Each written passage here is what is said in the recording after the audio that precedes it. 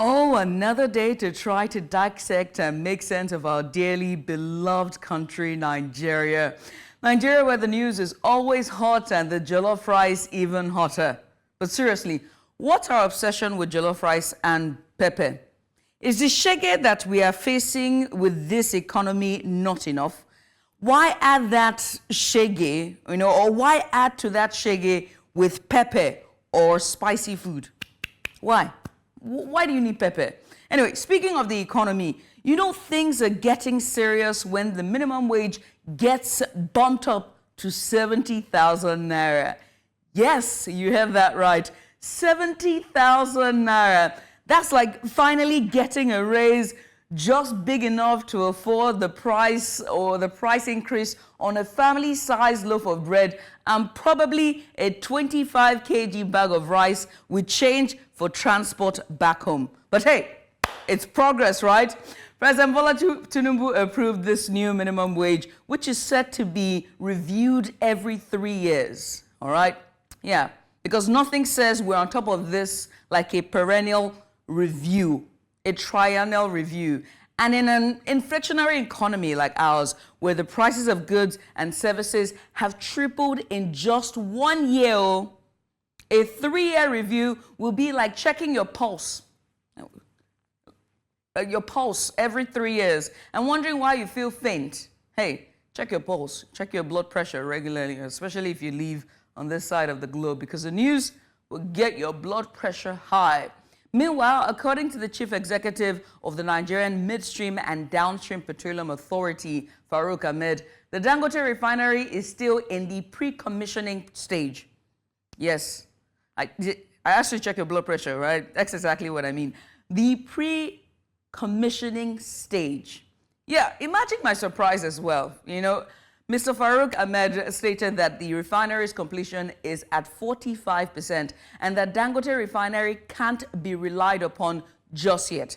They're like, sure, it's the biggest refinery in Africa, but don't put all your eggs in one basket, especially if that basket is still in pre-commissioning stage. I mean, who needs energy security when you have good old-fashioned uncertainty? Nigeria. We hail deep. Well, since he made these comments, there has been quite some reactions on social media, with some Nigerians calling for him to resign. Look, all I have to say on this is pretty simple. If they're calling for resignations, I know quite a few names I would like to add to that list. Who do I send the list to? Anyway, as hunger looms and cost of living skyrockets, some Nigerians have said, what is it? Haven't you done enough? We will not take it to the pain, the torment, and they want to protest for a better nation and economy. But as frustrated and concerned Nigerians are planning a peaceful protest, a mass protest at that, their lawmakers have said a planned protest means an undermining of the peace and unity of the nation, and have called for the DSS to intervene and pick out the instigators or leaders to dialogue. Anyway, and dialogue is what we're here to do on this show here, on this Saturday or Sunday morning, I beg your pardon, on Breakfast Xtra. Ain't that right, Mazino? Aren't we here to dialogue? Yes, indeed, we are here to dialogue. Saturday or Sunday morning, it's okay. For us, it's a Tuesday today now, isn't it? Yes, we are indeed. Well, join us to dialogue, all right? Myself from Mazino and all of our guests, the ever dapper Mazino and myself, yours truly, Judith the TV. And let's go. Welcome to Breakfast Xtra. Morning and welcome. It's a Sunday edition here. Thank you once again for joining on this edition for Breakfast Xtra. Now, we have quite the lineup for you this morning. In minutes, we will head to Abia as our correspondent Chinwe Ogele joins us to discuss her report from over last week on Abia State's ban on street hawking. We will also touch on a significant development on minimum wage as the presidency has approved 70,000 naira as the new minimum wage. Are you happy? Is this a welcome development? Is this not what you wanted? Well, the PRO of NLC Lagos State will join us on the program to answer some questions. And following Ali Ndume's removal as chief whip in the Senate, following his criticism of President Bola Tinubu's led administration handling of the nation, and calls for the involvement of intelligence and security forces to foil plans, peaceful mass protests, well, we examine Nigeria's relations to government accountability and its struggle with dissent. And on Creative Corner, we will go. Does it sound familiar? That's because you've been listening to it all across social media as we discuss the global influence of Nigerian content creators following another viral challenge, and of course you know by whom, Brain Jotter. So quite the super packed show lined up just for you, but first let's bring you the front pages only after I say good morning to you, Judith TV. Yeah, I already said good morning, beautiful pink dress. Oh, it's yeah. very nice, it's good. Yeah. Now, are you on the Very challenge feminine. as well? Are you doing the go? Yeah, well, you should know that my social media consumption is really bad. Interesting. Well, now let's do the daily, shall we? So we start from the Punch newspaper this morning. If you join us, the first headline that meets you on page 3, you'd find this: anti-government protest, LP denies involvement as presidency fingers, Obi alleges treason already. Hold ex-Anambra governor supporters responsible for agitation planned protest, Tinubu spokesman says, and Obi supporters not involved, says LP. NNP asks government to provide evidence. Yes, evidence at the very top for the Punch for a Sunday. Fuel import FG working against local refineries, operators cry out. Plenty of this in the news. Vehicle owners to pay for on-street parking. Lagos writes churches and mosques. And to the left of the front page for the Punch, APC may lose next election if it fails to address economic crisis, says the NWC member. How societal beliefs make women scapegoats for infertility.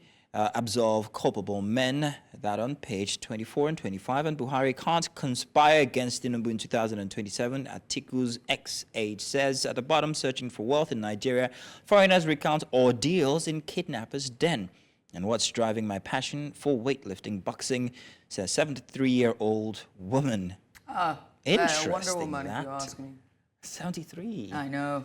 Isn't she a Wonder Woman? We'll move right now from Sunday Punch and now move to the Vanguard, the Sunday Vanguard. And the very first story that comes at you: poor Nigerians multiply as Nigeria spends trillions fighting poverty with 18 programs. Buhari outspends Obasanjo, Yar'Adua, Jonathan with estimated 3.5 trillion naira vote.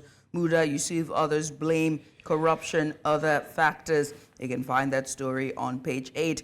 At the top there, end bad governance protest. Peter Obi's men push back. Tinubu's aide talks tough. You can find that story on page 27. At the very top there, I beg your pardon, our diesel not inferior to imported ones. Dangote replies critics. He says dismisses monopoly concerns. Find that story on page 3. Tinubu palliative anxiety as 740 trucks of rice failed to arrive most states. That story is on page 5. Lagos billionaire kidnappers. Popular Nollywood actor owns operational vehicles. Find that story on page 6. And goes to the bottom there. Survivors' heartbreaking stories of domestic violence. That story is on page 11. Where is Lagos Red Line? We want to know. 5 months after commissioning by Tinubu, Lamata explains why rail line is not running. You can find that story on page 5. Former GMDs at CEO Forum hail Malikiari over NNPC strategic goals. That story is on page 2.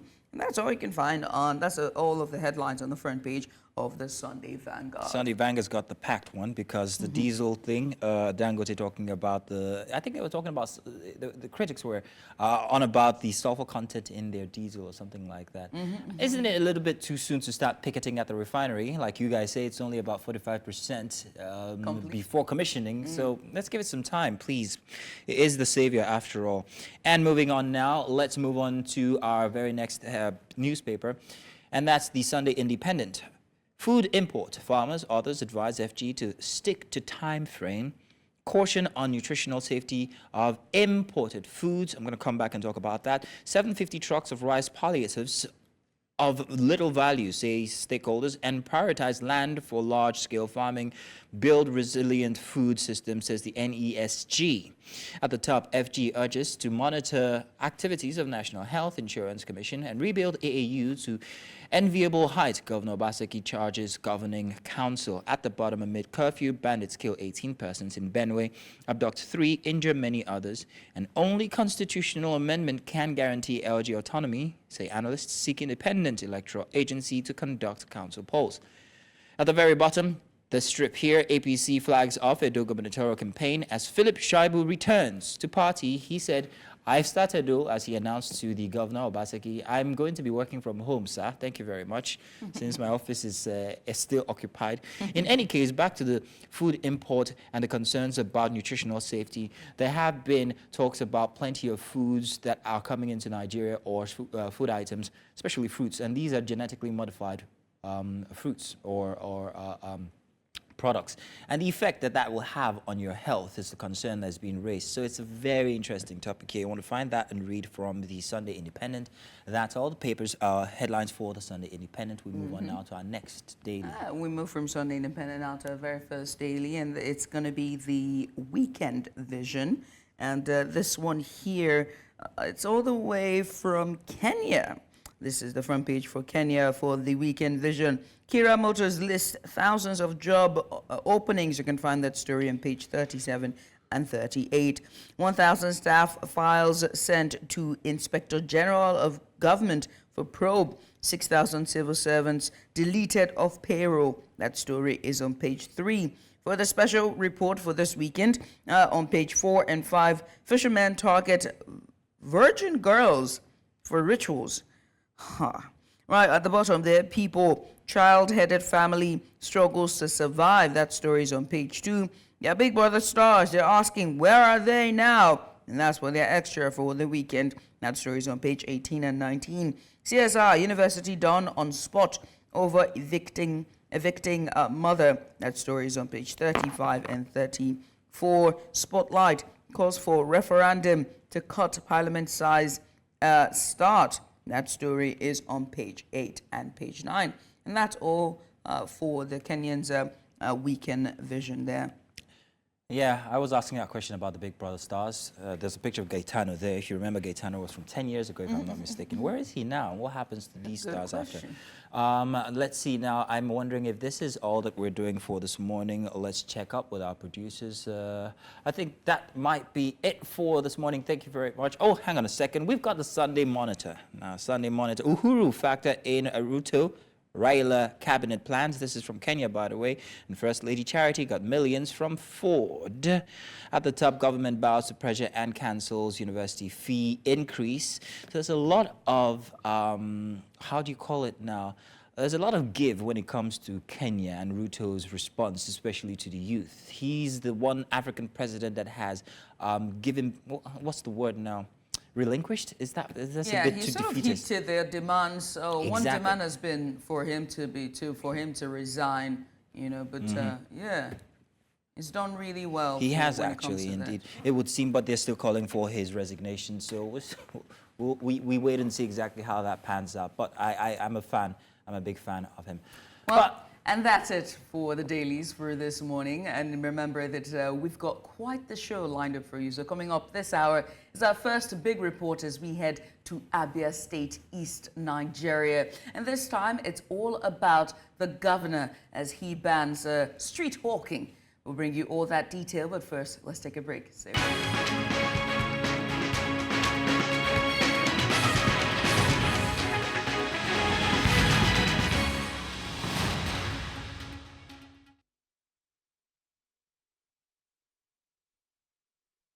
Now, on today's big report, we focus on a pressing issue in Abia State, the enforcement of the ban on street trading.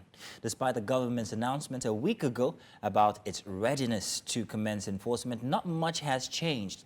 Filed earlier this week, here's News Central's Chinwe Ogele's report on the matter.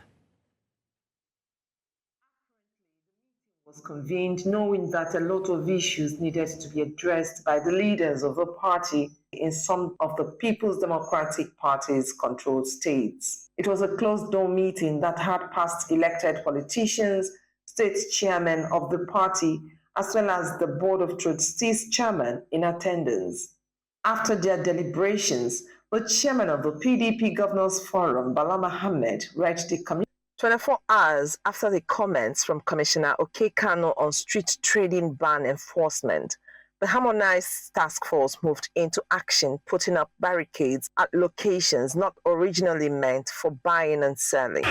You can see the road behind me is now quite clear and vehicles can move, other than what it used to be some days ago when traders littered the streets, the roads with their wares.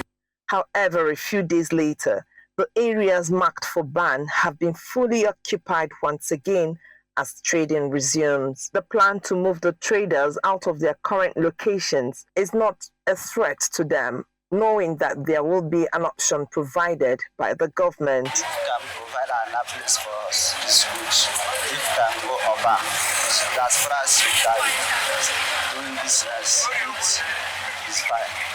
I know that before governors live here, I know he will provide a better place for us to stay before it's closed.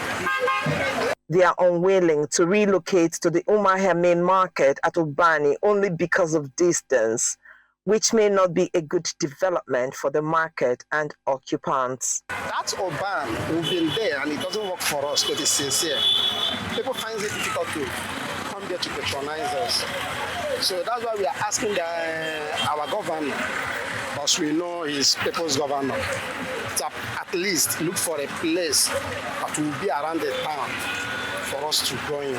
Even the state government is heeding to the demands of the traders to remain in the city center when relocated instead of moving to Ubani. Will they remain at the positions where they are now, or is government making alternative plans to relocate them to another market? The policy of the government is to create orderliness around that cluster. The government have also made provision for a space where these people will be relocated to, because actually you can't move them away without providing an alternative, and that because when they don't have alternative, that's when they start hanging around there. Until the proper relocation of these traders, the harmonized task force has a huge task of controlling likely surge that will cause obstruction from traders and commercial motorists on the road. In Umuahia for News Central, Chinwe Ugele. And joining us now to discuss this further is our correspondent and reporter who covered this latest development, and that's Chinwe Ugele. Chinwe, thank you so much for joining us. We appreciate you for doing this with us. Thank you again for that very insightful report. And we know that Abia is a capital when it comes to made in Nigeria products, from their leather goods to their clothes. I mean, Aba, Umuahia is very synonymous. And so street trading would seem like, a no-brainer when it comes to a state like that. But what are the main reasons that the government has given for the slow enforcement of the street trading ban? Well, the Abia State government had, always said it, that it would relocate all the people who made the roads and the streets their marketplaces. But then we keep hearing a shift or not willing to do what it had promised to do. Because actually, it's not just in Umuahia. Even Aba is also a mess when it comes to street trading. So the government, for that of Umuahia, government gives the reason of not having an alternative in place yet. Government wants to build another market within the city, and that has also sparked a kind of reaction and comments from the public who believe that there was no need for another market when there's an existing market where the 80% of the people who now make the streets their marketplaces already have shops, but then decided to move into town when government changed hands. It didn't actually start with this government. The immediate past administration could not control the people because they were moved away from the town during the Theodore Orji's administration to Ubani market. It's a big market, actually. But then somehow in the second tenure of Okezi Ikpeazu, Governor Okezi Ikpeazu, the then governor of Abia State, he allowed them, come into the same city, the same capital city. And it's quite an eyesore because they've made that place look as if that's where Umuahia's main market is, when actually that is not where it is. So this government is giving excuse of trying to set up a new one that is within the city center for the people to relocate when they have an existing market where they should go. Okay, so Chiwe, now you talk about the past administration and then the current one. We've heard good things from Alex Otti and Abia State in recent past. Now this is another endeavor, especially when it comes to the environment and the effect of the market inside of such a city center. However, is there consideration given to the traders who are worried about the amount of patronage that they would get or might not get if they're moved over to the Ubani side of town? What consideration is the government giving to the traders regarding that? Is there any?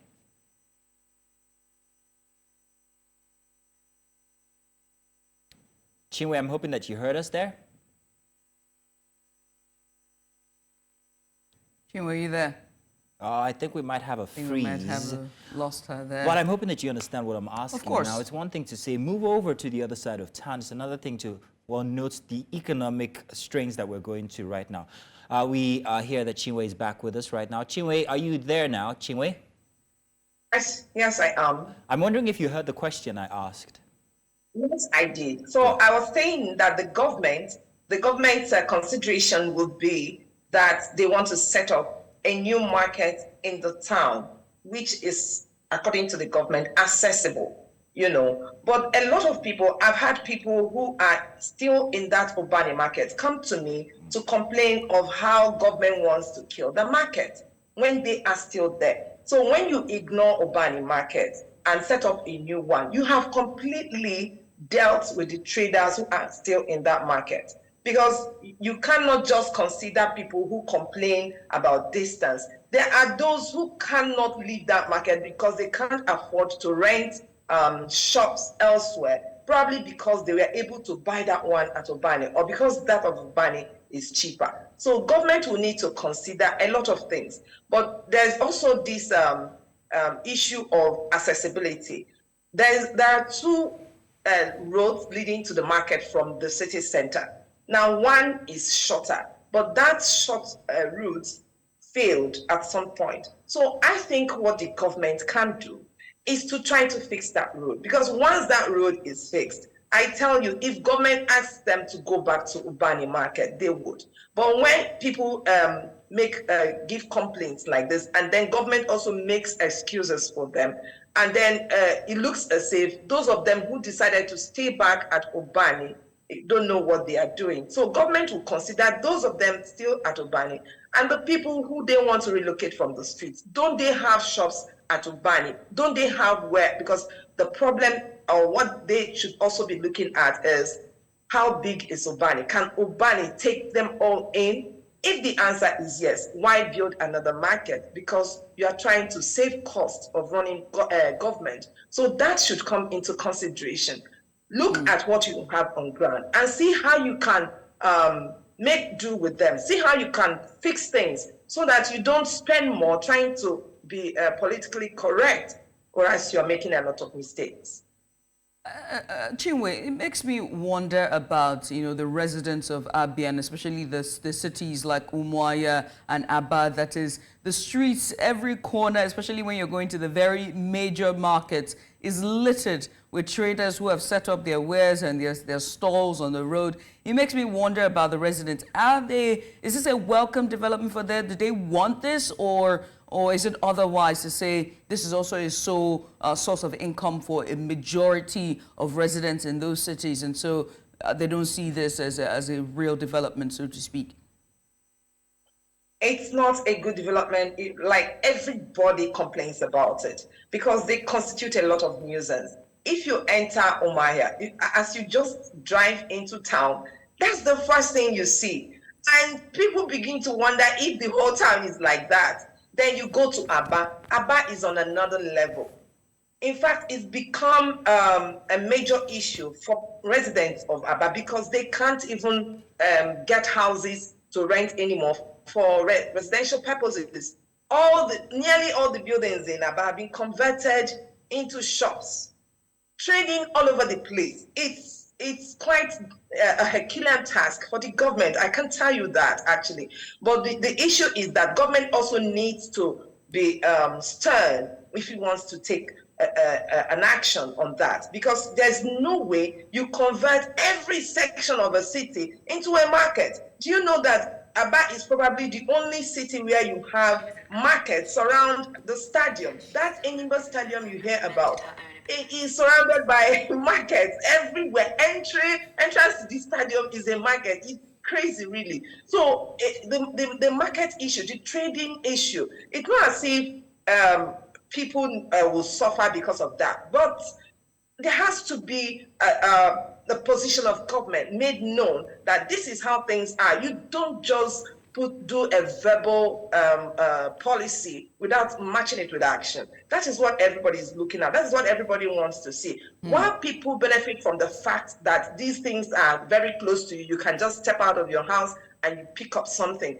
It is not what it should be. Like, oh my head, that shouldn't be what we see in the state capital. And then Aba, if we want to put Aba in the correct order, how it should be, like a commercial town. Being a commercial town doesn't mean you litter everywhere with trades, with wares, So let things be arranged in proper perspective. And then people will begin to appreciate the fact that, okay, when you go to Umuahia, this is where their market is. Right now, before you get to Abia State Government House, you see people selling on the roadside. Those tables you actually saw there, it's just a few meters away from the government house gate. Oh, wow. Interesting. It's terrible. So, Chiwe, I want to draw a comparison between Umuahia, especially as the state capital, and a small city in Dubai called Dera. Now, Dera is known for its, trade, because that's where most people who come into Dubai actually want to go to buy items at very reduced cost. Now, what they've done there is they have also been able to manage the residents and also the traders in one spot. And it's a big deal. It's a very big venue for trading and also for living. In fact, you can get hotels there. I don't see the difference between Dera and Umuahia. Now, Alex Otti is a very forward-thinking governor, that's for sure. And one is wondering if there can't be any balance that can be met. Maybe perhaps set policies that could attend to other issues, other auxiliary issues like environmental policies where traders can still trade but yet keep the environment clean or orderly. Is there no possible balance that can be met when it comes to these residents and also trading facilities in Umuahia or any of the other parts of Abia State? It's a possibility. It's something that can happen. I can't remember the name of that market in East London that I went to some years back. It's like a morning market. It starts in the morning and ends at noon. If you come there at 5 minutes past 12, you wouldn't know there was any form of buying and selling there. Because if you understand, people have even suggested that if you want to make the traders remain in the city center, okay, put them at a place where they can sell from this time to this time, and then they clear the entire place. It's cleaned up. So it's not even as if, because if you give an example with the city you talked about in Dubai, now I'm sure they don't stay in mud or in umbrellas again? Yes. Under umbrellas and sheds. They don't sell in dirty environments and all that. So it has to be an arranged situation. It shouldn't just be a pseudo arrangement. It has to be properly put together so that once you see that, you understand that, oh, yes, this is a market and it is well laid out. It's not something everybody just brings any kind of table, dumps there, and then government goes there to maybe collect revenue at the end of the day. Yes, it's giving you a bad image. It's not good you're getting revenue, or the state maybe getting revenue from all these trade that goes on there. But then look at the kind of picture and image it has given us. It's not good. Well, Chinwe, thank you very much for your detailed report from during last week and also your insight here on the show today. We'll continue to monitor this, and of course, you'll continue to bring us these reports as the matter does progress. Thank you very much. And now that's our big report. Stay tuned for more updates and in-depth coverage of the issues that matter here for Breakfast Extra. Do stay tuned. We've got more coming your way.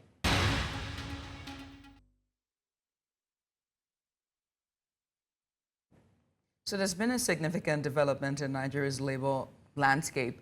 President Bola Tinubu has approved 70,000 naira as the new minimum wage for workers, a decision made during a crucial meeting with the leaders of the Nigeria Labour Congress, NLC, and the Trade Union Congress, TUC, at the presidential villa.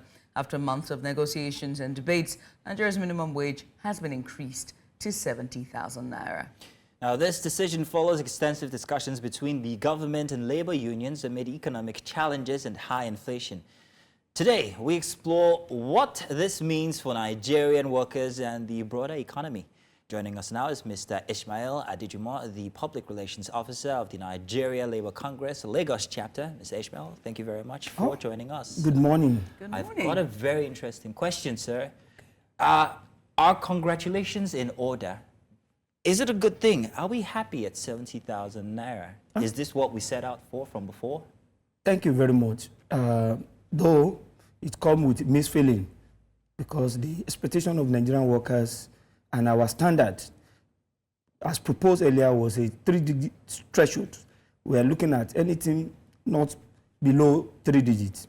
But as we have it, it's a going concern. The struggle continues. As Oliver Twist, we have taken this in good faith to align with the general interests of Nigerians, because people in the organized private sector are having challenge to cope with any wage that will be above that threshold for now, because it will subject the market to a job loss. Why job loss? In the private, and it also cascade down to the public sector. So we don't want to be selfish. The working people of Nigeria have come to say, okay, the takeaway from this struggle is that now the minimum wage regime now has been reduced from the usual 5 years review period to at least 3 years. Is that enough? 3 years? 3 years is a going concern that at least for now, 3 years before the end of this administration, let's say before 2027, we should be on the table again to review what we have for now as 70,000. Although it's not a minimum wage, is within the standard that we categorize in the labor cycle as starvation wage. But we are still struggling. Starvation. That is what it is, because if you look at the amount, it's about relatively, let's say, $43. So to say, and the percentage increase, about 130% increase, because it used to be 30,000. So it's a takeaway for us. And most importantly, there are some states who are viable that can pay above that 70,000. Because if you look at the trajectory, it was the Edo State governor that, initiated 70,000 benchmark, which the government now, at the national, now key into. But our own minimum wage demand, which is the what we call a living wage, have a breakdown from accommodation to housing to feeding to utility and all those basic needs that a worker will need to survive, which we can relatively call a kind of living wage. The government 70,000 does not have any basic breakdown. So then why agree to that amount? What was during the crucial meetings and the debate that was had between TUC, NLC, and the presidency? What was the key factors that led to that number of 70,000 naira? Thank you very much. The first time the two Congress presidents met with the president, we are at a retreat, a training retreat at Uyo. The president briefed the Congress that what the president proposed is that if you guys insist that you want 250,000, definitely there will be another pump price increase, which will inflict onto hardship to Nigerians generally. That is why the Congress leadership felt that at this time, let's take this away and re-strategize and see how government can ameliorate and assist the subnational level of government, which is the state, because the state are the main problem of Nigeria. They are comfortable, satisfying all their frivolity and all these white elephant projects that are not justifiable, that are not having direct impact in the lives of Nigerians. So that is the feeling of the labor leader, that instead of subjecting the people, the working people of Nigeria, to mass job loss, either from the private or from the public, let us go away with this, and it is a going concern. So we always ask for more. Let's take a good look at where we were when we started with this debate about minimum wage, with the unions fighting for the citizens. We started at a point where inflation was somewhere about 33%, then went to 39%. At this point now, it's over 40%. Yeah. Now, if you consider how much I was buying a bag of rice then to how much I'm buying a bag of rice now, which is somewhere around, you buy bags of rice? 90 to 120 now. Yeah, something like that. 70,000 naira doesn't cut it. From before the argument or the discussion, you could buy a bag of rice for somewhere around 58,000 naira. 60, thereabouts. Exactly, or 60,000 naira. So let's consider that. Let's put that aside. Now, considering that this is going to be renewed every 3 years, so it's going to be taken a look at every 3 years, if you impute the rate of inflation like we've seen in the past few months, don't you think the inflation is going to overtake this 70,000 naira in less than a year, and that we may need to come back to the table again after 365 days? Thank you very much. In that regard, the inflation, the rate at which it's growing now, is of great concern to average Nigerians and everybody, so to say. But another thing we are looking at as a labor leader is that in the area of taxation, because if you look at the level at which we are experiencing multiple taxation now, it's like giving somebody the money with the right hand and you're taking it back with the left hand. So we want to advocate that the government should give us what we call progressive taxation, that we kind of give us some relief, because the public service salary structure is consolidated, and what should be basically taxed should be the basic salary. But today now, if you are in a certain salary level, what you be taking from your salary as taxation, at least for those who we have carried out some research on, from level 12, 13 and above, nobody is paying less than 25,000 tax a month. And it depends on how it's pay as you earn. So the higher you get, the higher you pay. So we don't want a situation whereby they give us with right hand and take it back with left hand. So we're also working on that to get some relief for workers, so that the little amount that we are earning is going to sustain. But the inflation, as the president have said, they are going to introduce a lot of cushioning effect, like the CNG buses they promised earlier on. So now they are going to deploy numbers of these CNG buses to assist the state governors, the subnational level of government, so that the issue of transportation can be reduced to a barest minimum, because that is one of the things that takes away most of the percentage of the working people's salary. Then the area of housing, there is mass housing going on that the government want to build for the working people. So through the National Housing Fund, people can begin to subscribe. The debate is on, and at the training we had, people came to lecture us how we can key in, even in the private sector. So that once we have a basic shelter for yourself, you can feed comfortably within the space of what you are earning, definitely you should be able to be comfortable to face the work and be more productive. So that is our concern. The inflation, the government have promised all sorts of measures they are going to use to cushion it, to reduce it drastically. But be that as it may, if it's not coming as lower as we expect, 3 years is just at the corner. We'll come back again. The government have to review it, because the government have expanded the tax net now. They are gaining more revenue. Most of the Judith, states. I don't know if you agree. If this is, but you're going to ask a question. Because does review mean that that there might be a guaranteed change in 3 years?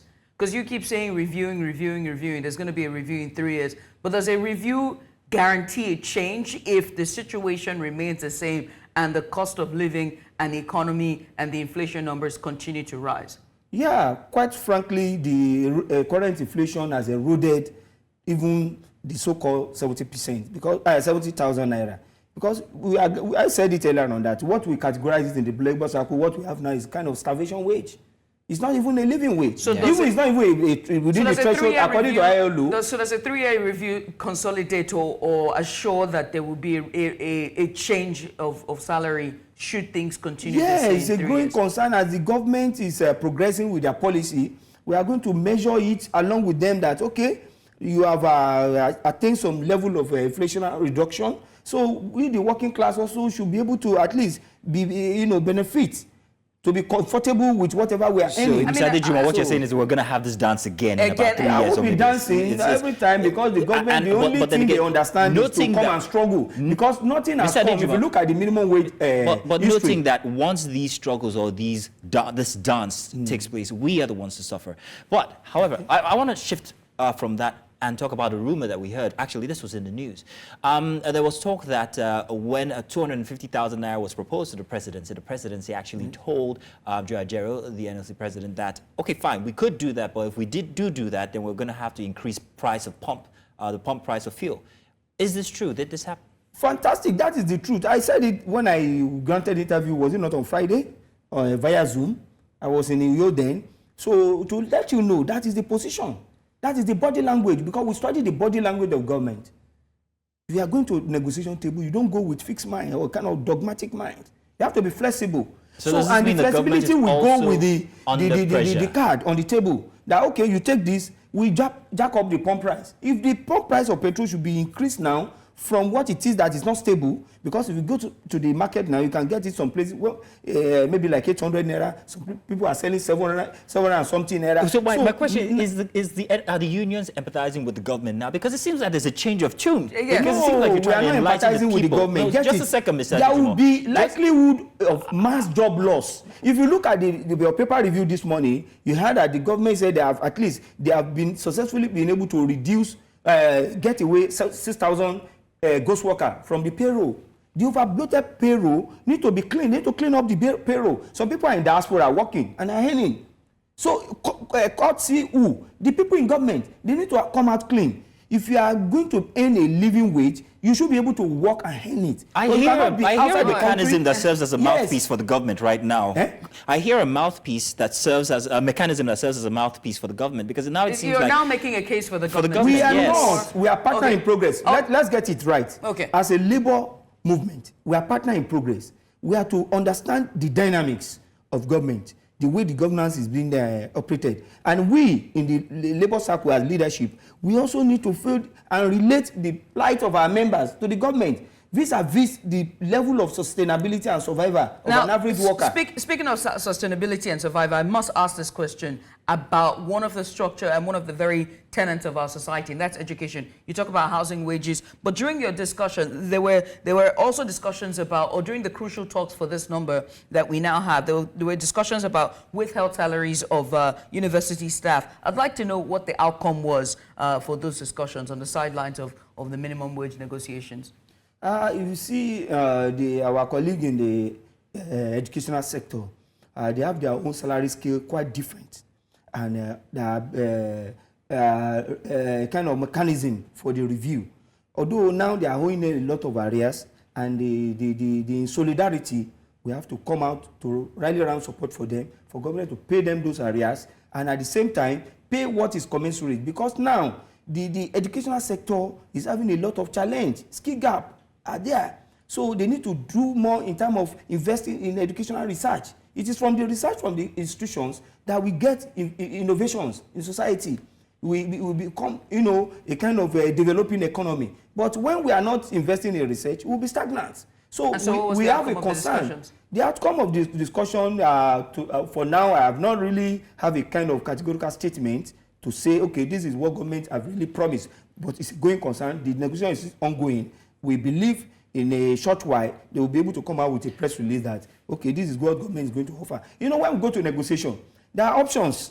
I understand. And thank you very much, Mr. Adejumo. Able to juggle and say, okay, this is where we stand to survive. If we have to be selfish, thank you very much, Mr. President, don't worry, pay us 250. So jack we up are the power price to maybe 2,000 naira. We are out of time, sir. Going to suffer. Thank you very much for your insight on this matter. It's very unpalatable. Yes. Mr. Ismail, we want to say thank you so much for coming on. We appreciate you for providing insight, and we look forward to to how this new minimum wage will impact Nigerian workers in the future. Yes, my closing remark would be there are dynamics in the new world of work. Technology is taking most people's job, and we are concerned about that. If you look at now, I can see your studio. Sir, we wish we could let you go on, but we can't.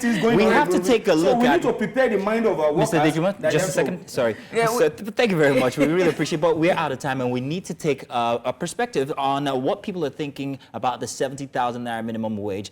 Do take a look, and we'll be back with the news after.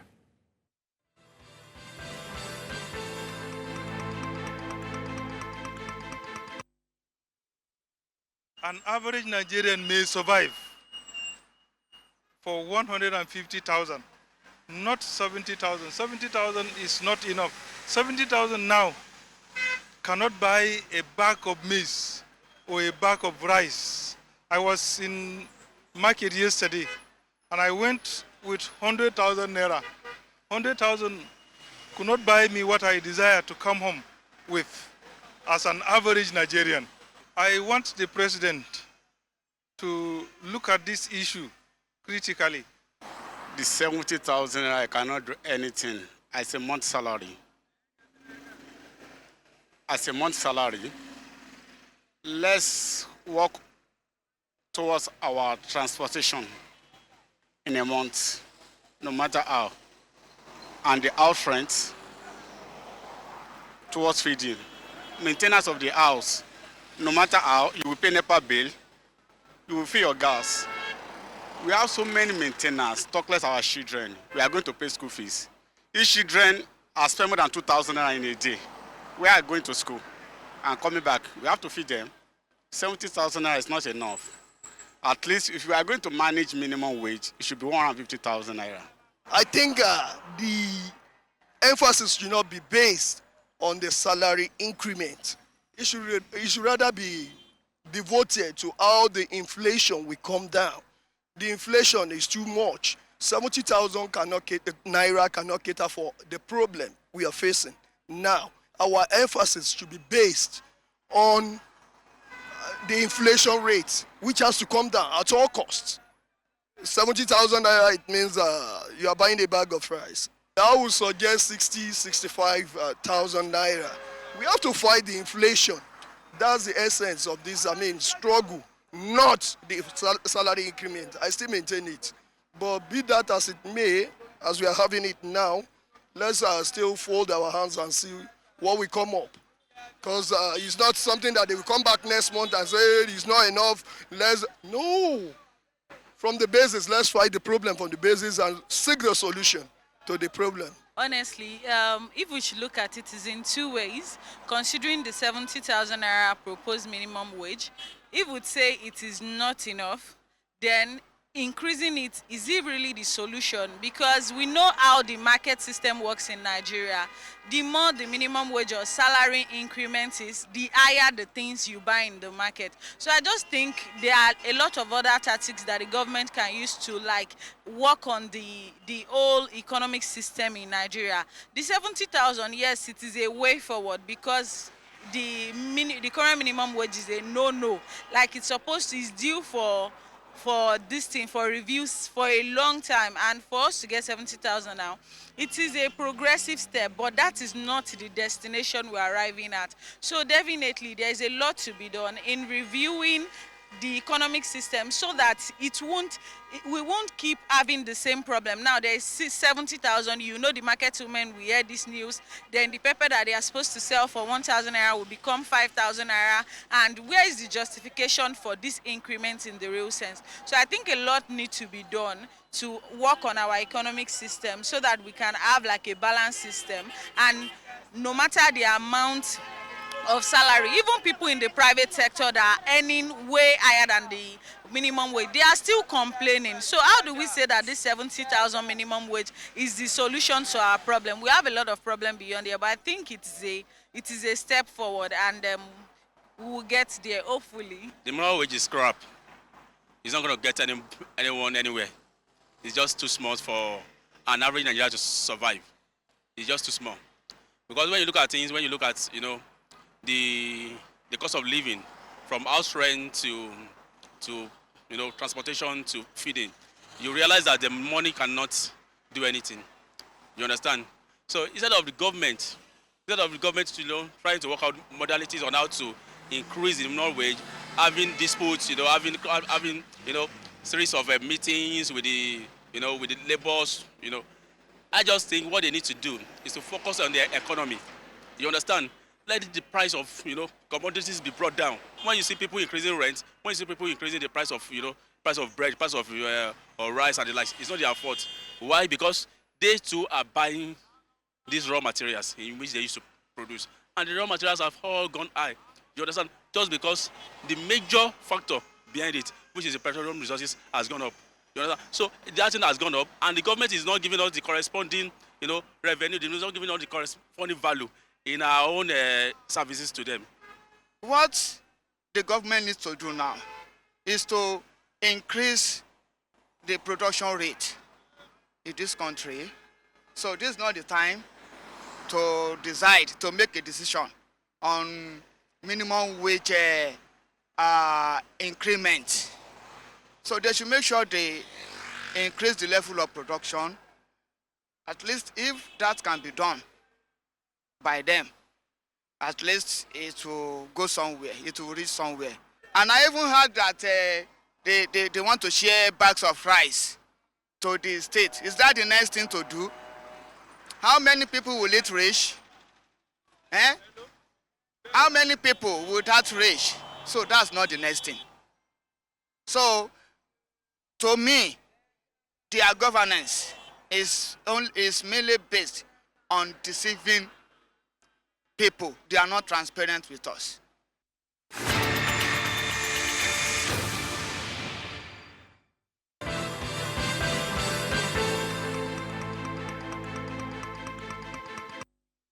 And there you have it, a range of opinions from Nigerians to the new 70,000 naira minimum wage.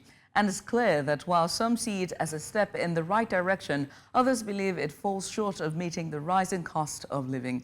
As always, Perspective aims to reflect the diverse views of our viewers, and you can always share yours via our social media platforms. Well, coming up next is the news. Stay with us.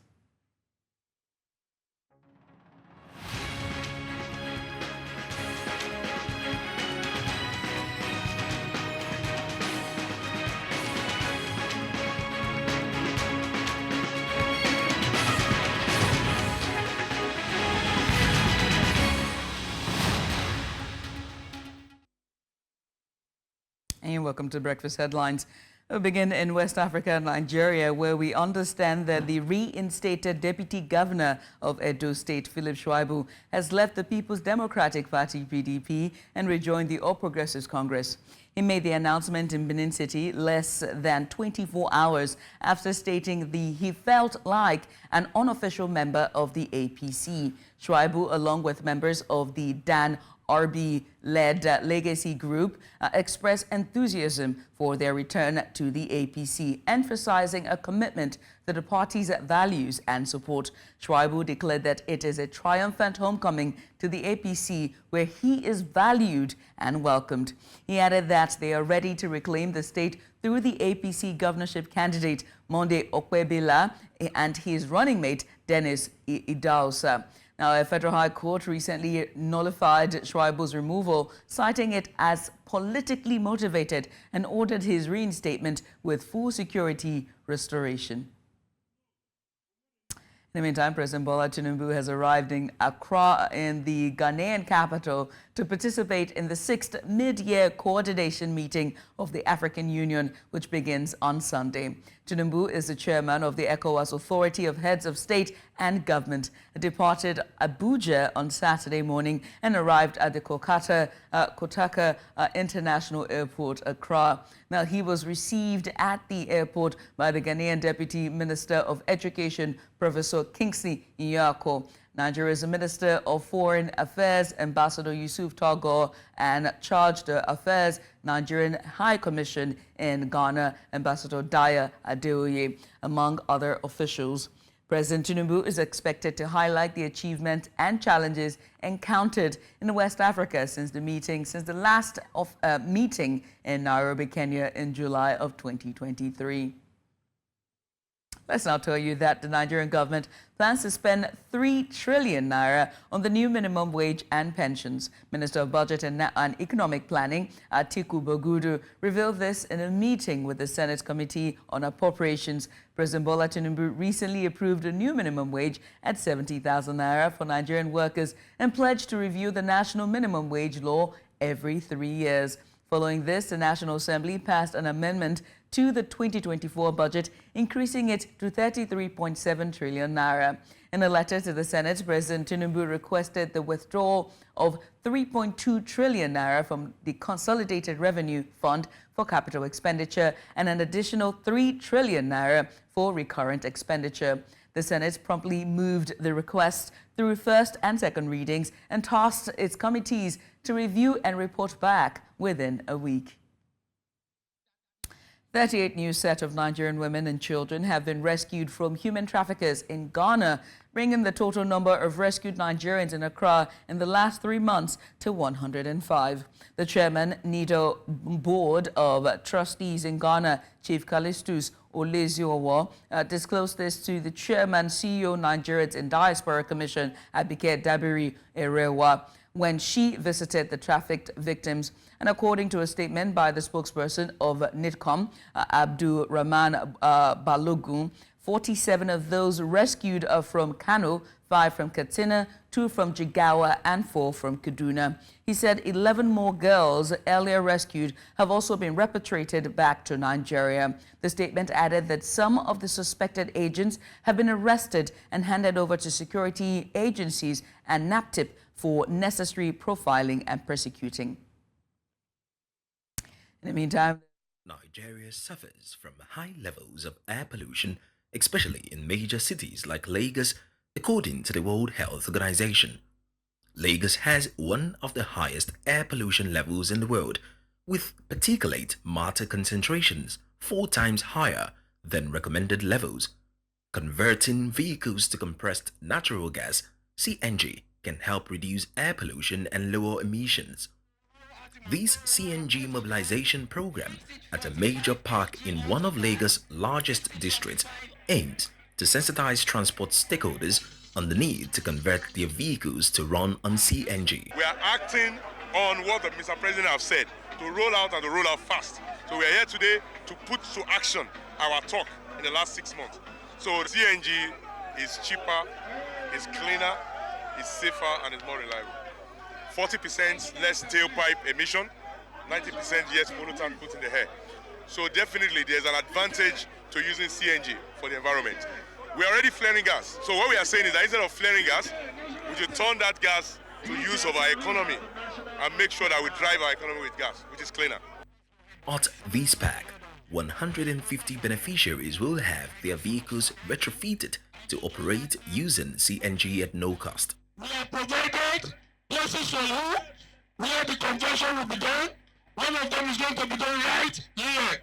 We have provided for you where you buy the CNG gases. You will be able to buy at 200 to 250 naira. ẹlòmíì wà tó yẹ pé ó gba pressure ẹ̀ ó fi ra mọ́tò ẹ ti ọ̀rá sàn àwa kàn mójútó páàkì yẹn ni bó dẹ̀ believe pé ẹni tó gba pressure tó fi ra mọ́tò òun náà ní àǹfààní láti jẹ́nu benefit kan tí ó ṣẹlẹ̀ yìí kò ń ṣe all member national union nìkan. The rationale is that in the long run, vehicle owners will benefit from the lower cost of CNG relative to petrol, and in turn address the high cost of petrol, which has reached record levels in recent months. By the time the price will get this CNG working, so automatically the cost of buying fuel will come down, and it will affect the cost price of transportation across the country. And if the price of transportation come down, it will affect all other sectors. The goal is to convert as many commercial and private vehicles as possible to cleaner burning CNG to improve air quality and reduce Nigeria's fuel import bill, among others. In Lagos for News Central, Igbalani Omani. And that was Igbalani Omoni, our correspondent, who was bringing you details there as more civil societies are calling for the use of CNGs. Meanwhile, users of compressed natural gas CNG-powered vehicles have called on citizens to embrace the technology, especially those in the commercial transportation business, saying it offers a better cost-saving option. They also say there is no cause for alarm, especially in the light of safety concerns, saying CNG is safe for use and not as combustible as many think. In this special report, our Abuja Bureau Chief x-rays the benefits of CNG use from existing users. The removal of fuel subsidy in Nigeria, the reoccurring fuel scarcity, and the fluctuating price of petrol has raised questions about the sustainability of alternate fuel sources.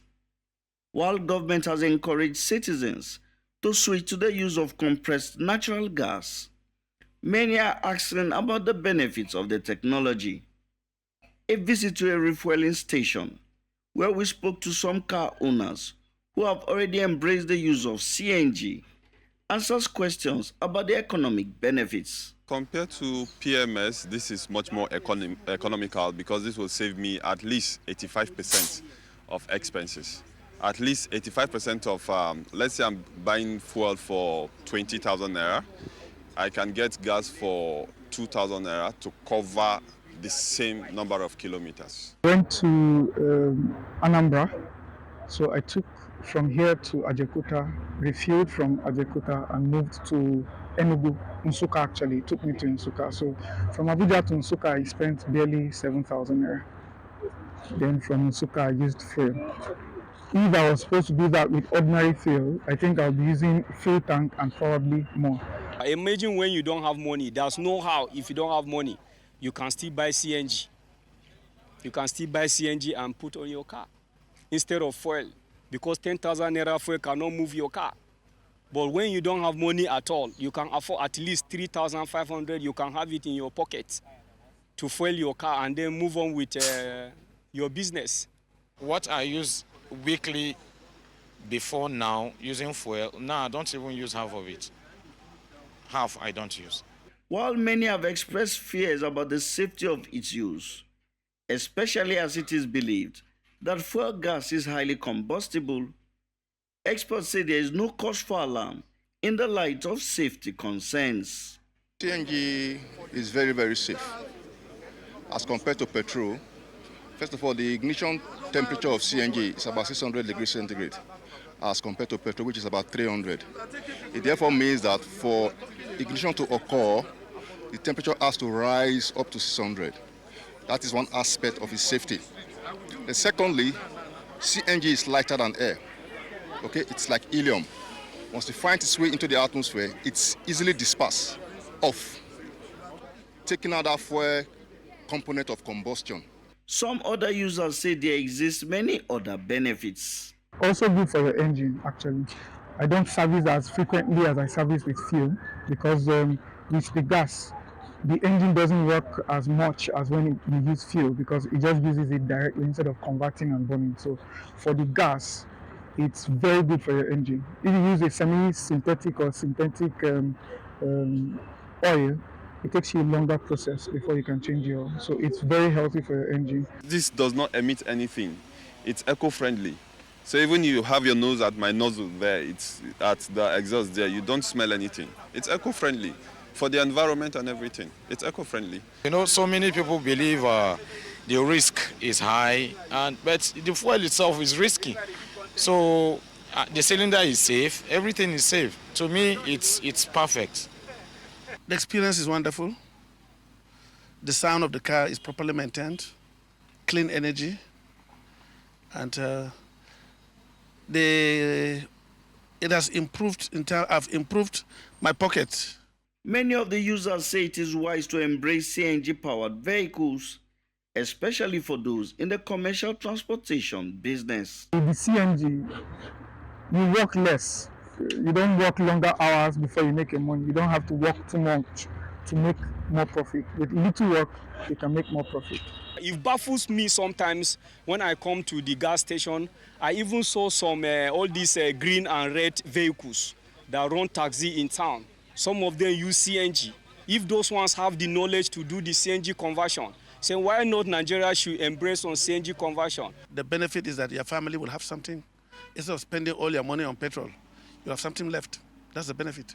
Nigeria's federal government has promised to support the conversion from petrol to CNG-powered cars. It is hoped that citizens can take advantage of this opportunity. In Abuja for News Central, I am Amadine Uyi.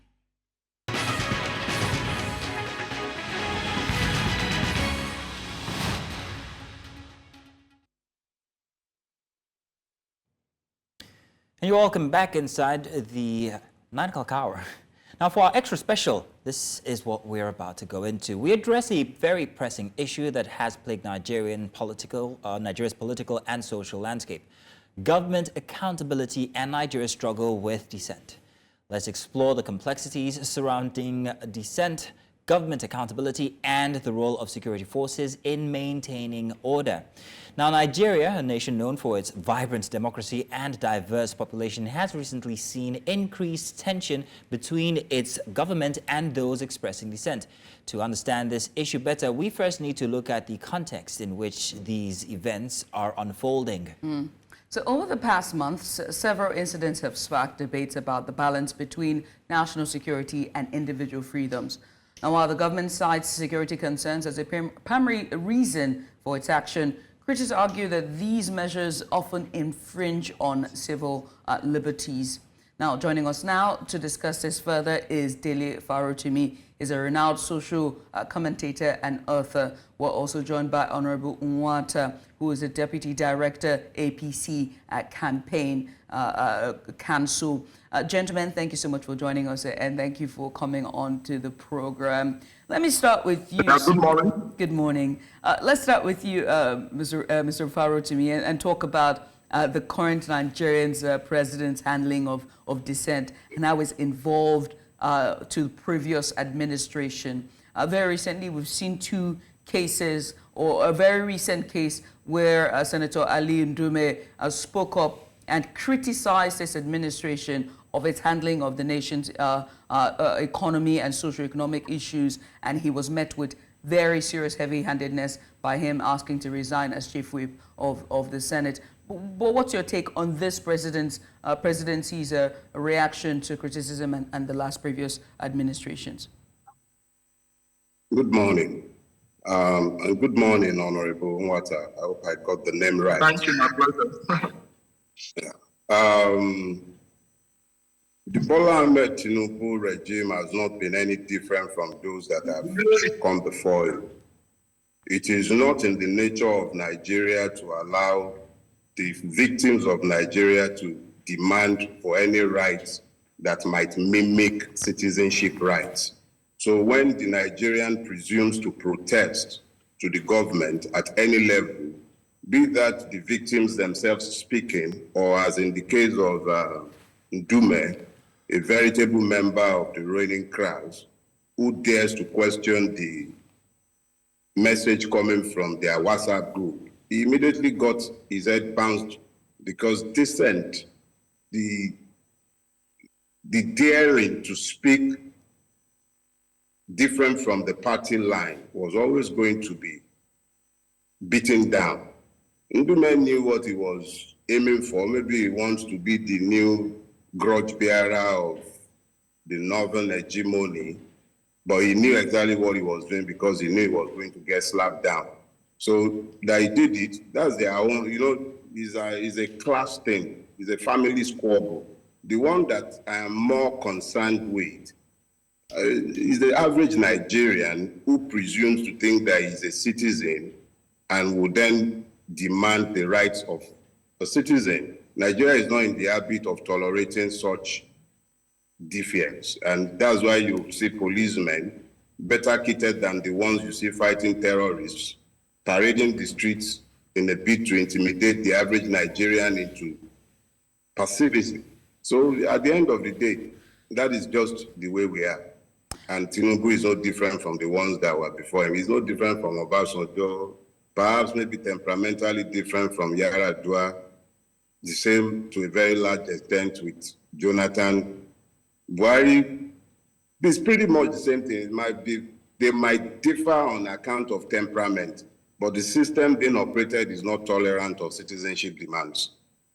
There has been reports in the news of concerned and frustrated Nigerians who are not happy with the state of the economy and wanting to have a peaceful mass protest, which has been met with certain lawmakers asking that that this must be nipped in the bud, or better yet, the DSS must be swooped in to get the instigators or the leaders for a negotiation or a dialogue to stop this. It makes me want to ask about the implications of this government's stance on dissent as it pertains to Nigeria's democracy. I'm going to come to both of you gentlemen, but I will start with you, Honorable Nwata. Yeah, thank you for that question. I think if you ask me, the economy of Nigeria is in a very terrible shape. You know, it does not matter the party we belong to, whether PDP or APC.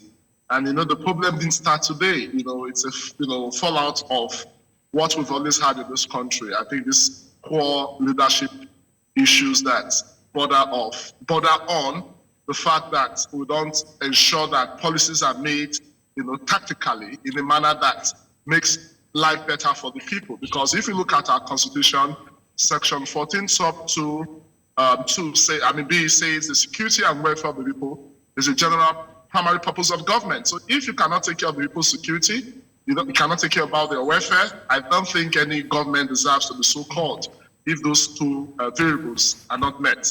And I think the statement made by Ali Dume, because he's part of this political class, as my friend Daly said, but unfortunately the message was coming from the wrong person.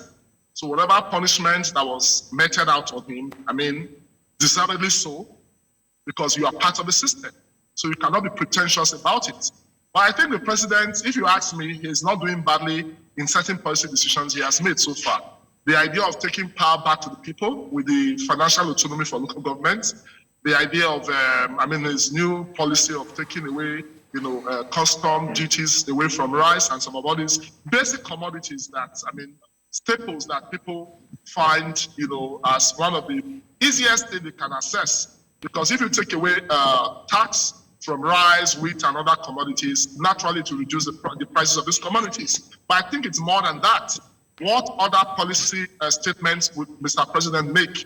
This issue of rising food prices and other commodities like petrol, the most basic of commodities in Nigeria today is petrol. So I think government should be very deliberate in dealing with this problem of having very unstable fuel prices. You come to a place like Abuja, the price of petrol is different for a very close town, Lokoja. So I think this government, because it was a statement Mr. President made during his inauguration of lifting subsidy that has put us in this situation. And I think as a member of the APC, I call on Mr. President to deal with this issue frontally, because that's the most pressing issue as we speak today. We still have issues of fuel scarcity, particularly in places like Lagos, even the state I come from, Benin City and Abuja.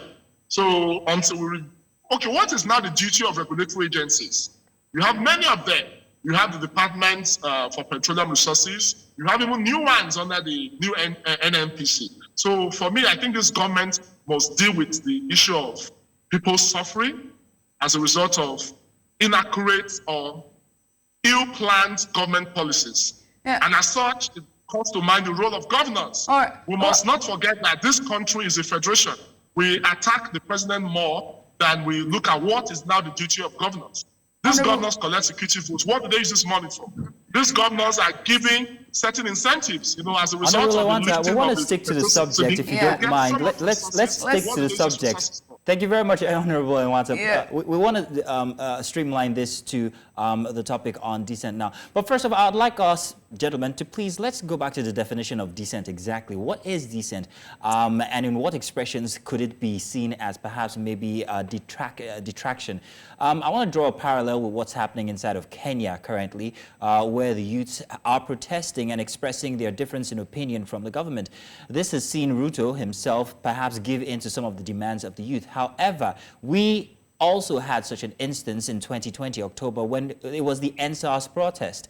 However, we see that the conclusion of that is very different from what we had in Kenya, what we have going on in Kenya now. So my question is, how exactly, what mechanism can citizens express, especially citizens now, express their difference in opinion that it would not be regarded as decent by the government?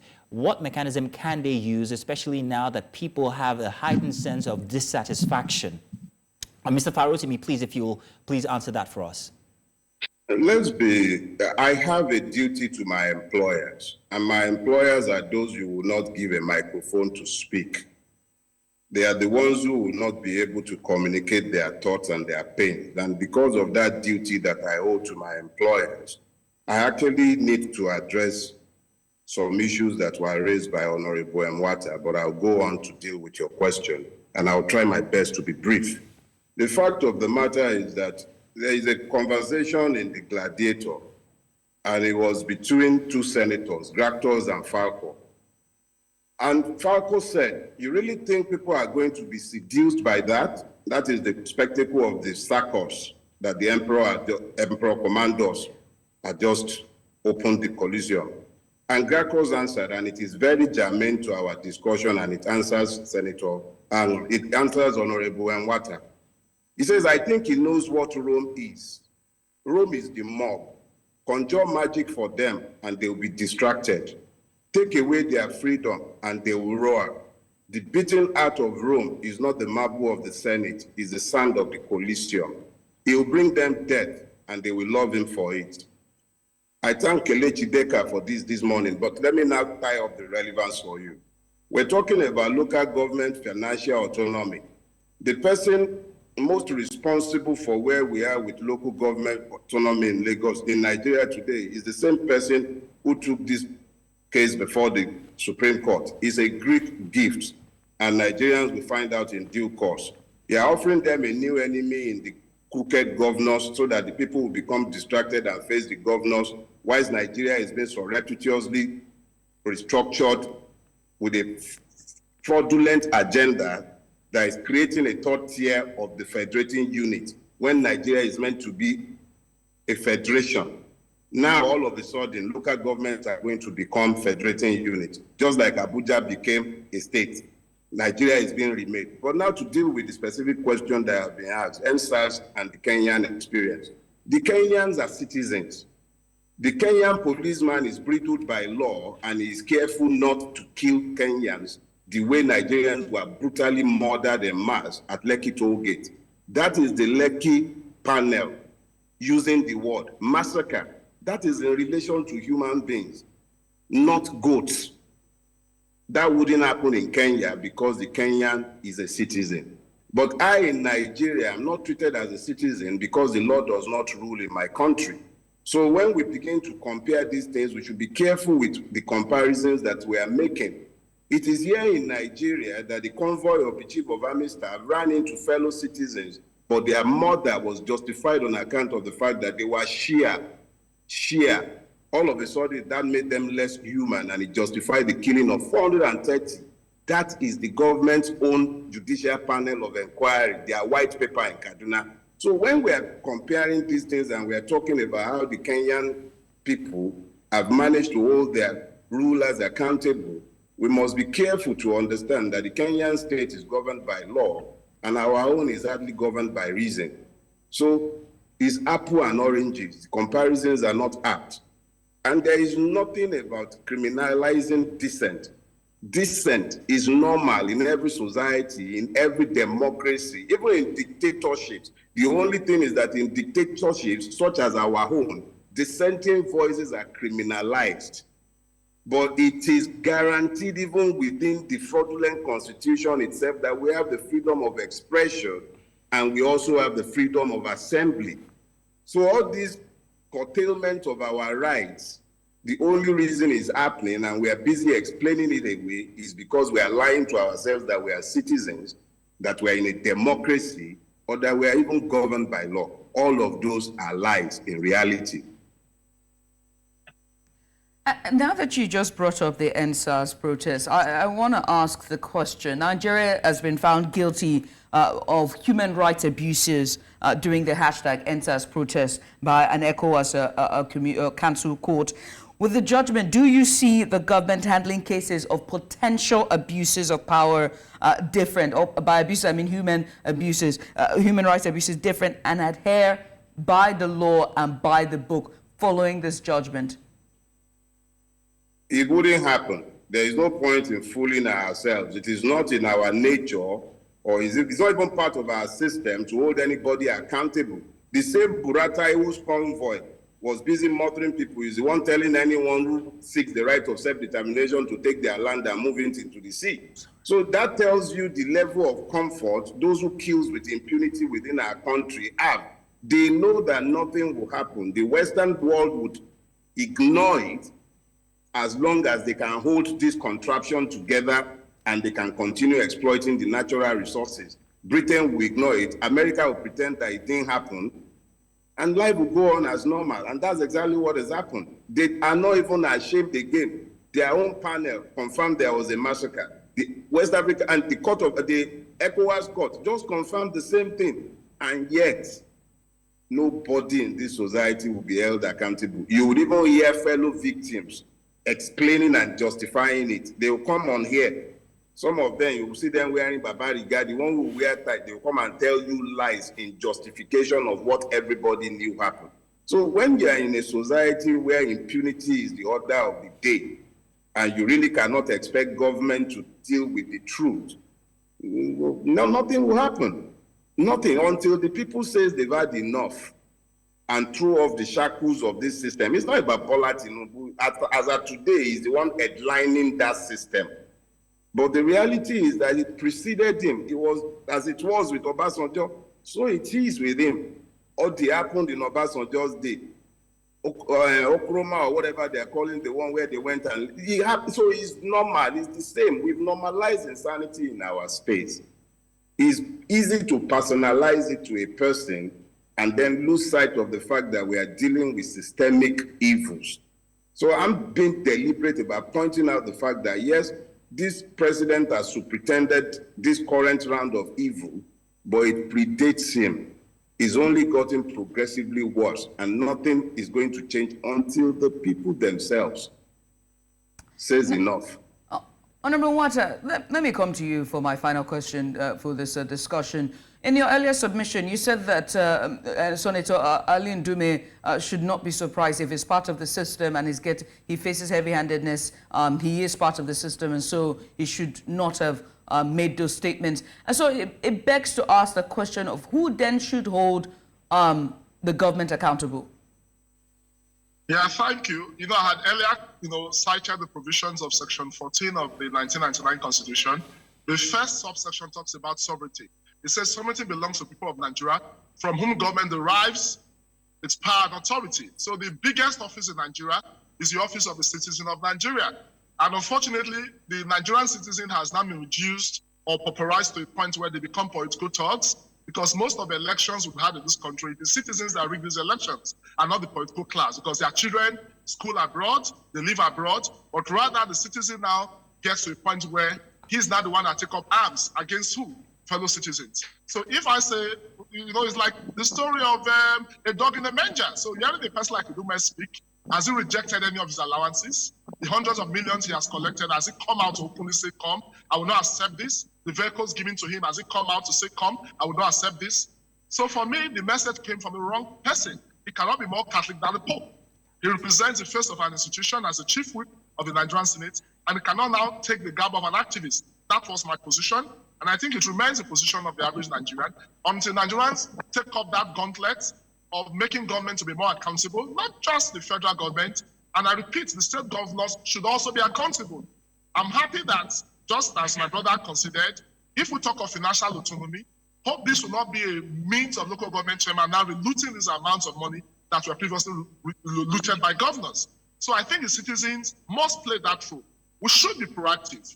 The late Gani Faemi was seen as a senior advocate of the masses. How many lawyers today in Nigeria can take up that gauntlet? I speak as an individual because when my governor refused to appoint judges, 8 judges recommended by the National Judicial Council, as a citizen of the Federal Republic of Nigeria, I took Obaseki to court. He has sworn in 5 of those judges, and I know he will swear in the remaining 3 because we're in court. And I've taken up matters of that kind in the past under the purview of public interest litigation at my own expense. So we'll call on the Nigerian citizen to occupy that office created for them under Section 14 of the 1999 Constitution, because they are the ones that control sovereignty and they determine who should be in power. Well, gentlemen, we are out of time, but we want to say thank you very much to you, Honorable Nwata, and also Mr. Dele Farotimi, for your insight into this matter as Nigeria continues to navigate the complexities of, well, dissent as it is seen by perhaps maybe the government or anybody who is in opposition. Thank you very much for your insight into the matter. We appreciate it. Thank you indeed. Thank you. And now, if you stay tuned, we've still got more coming your way inside of Breakfast Extra. We're only halfway down the middle, but we'll be coming up with more after the break. So recently, there has been some latest developments surrounding the Dangote Refinery, which is a significant player in Nigeria's petroleum sector.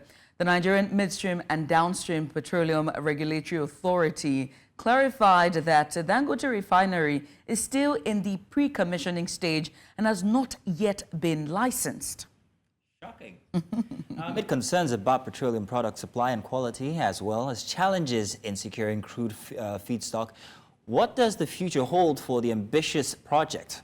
Well, to answer these critical questions and other related issues, we have with us Uade Ahimie, Head Strategist and Public Affairs, Nairametrics. You are welcome. Good to have you here. Welcome. I'm welcome. Yeah, thanks to having me. And I'm feeling at home. I'm it's good to see you too. And it's great to see you. Thank you indeed. Yeah.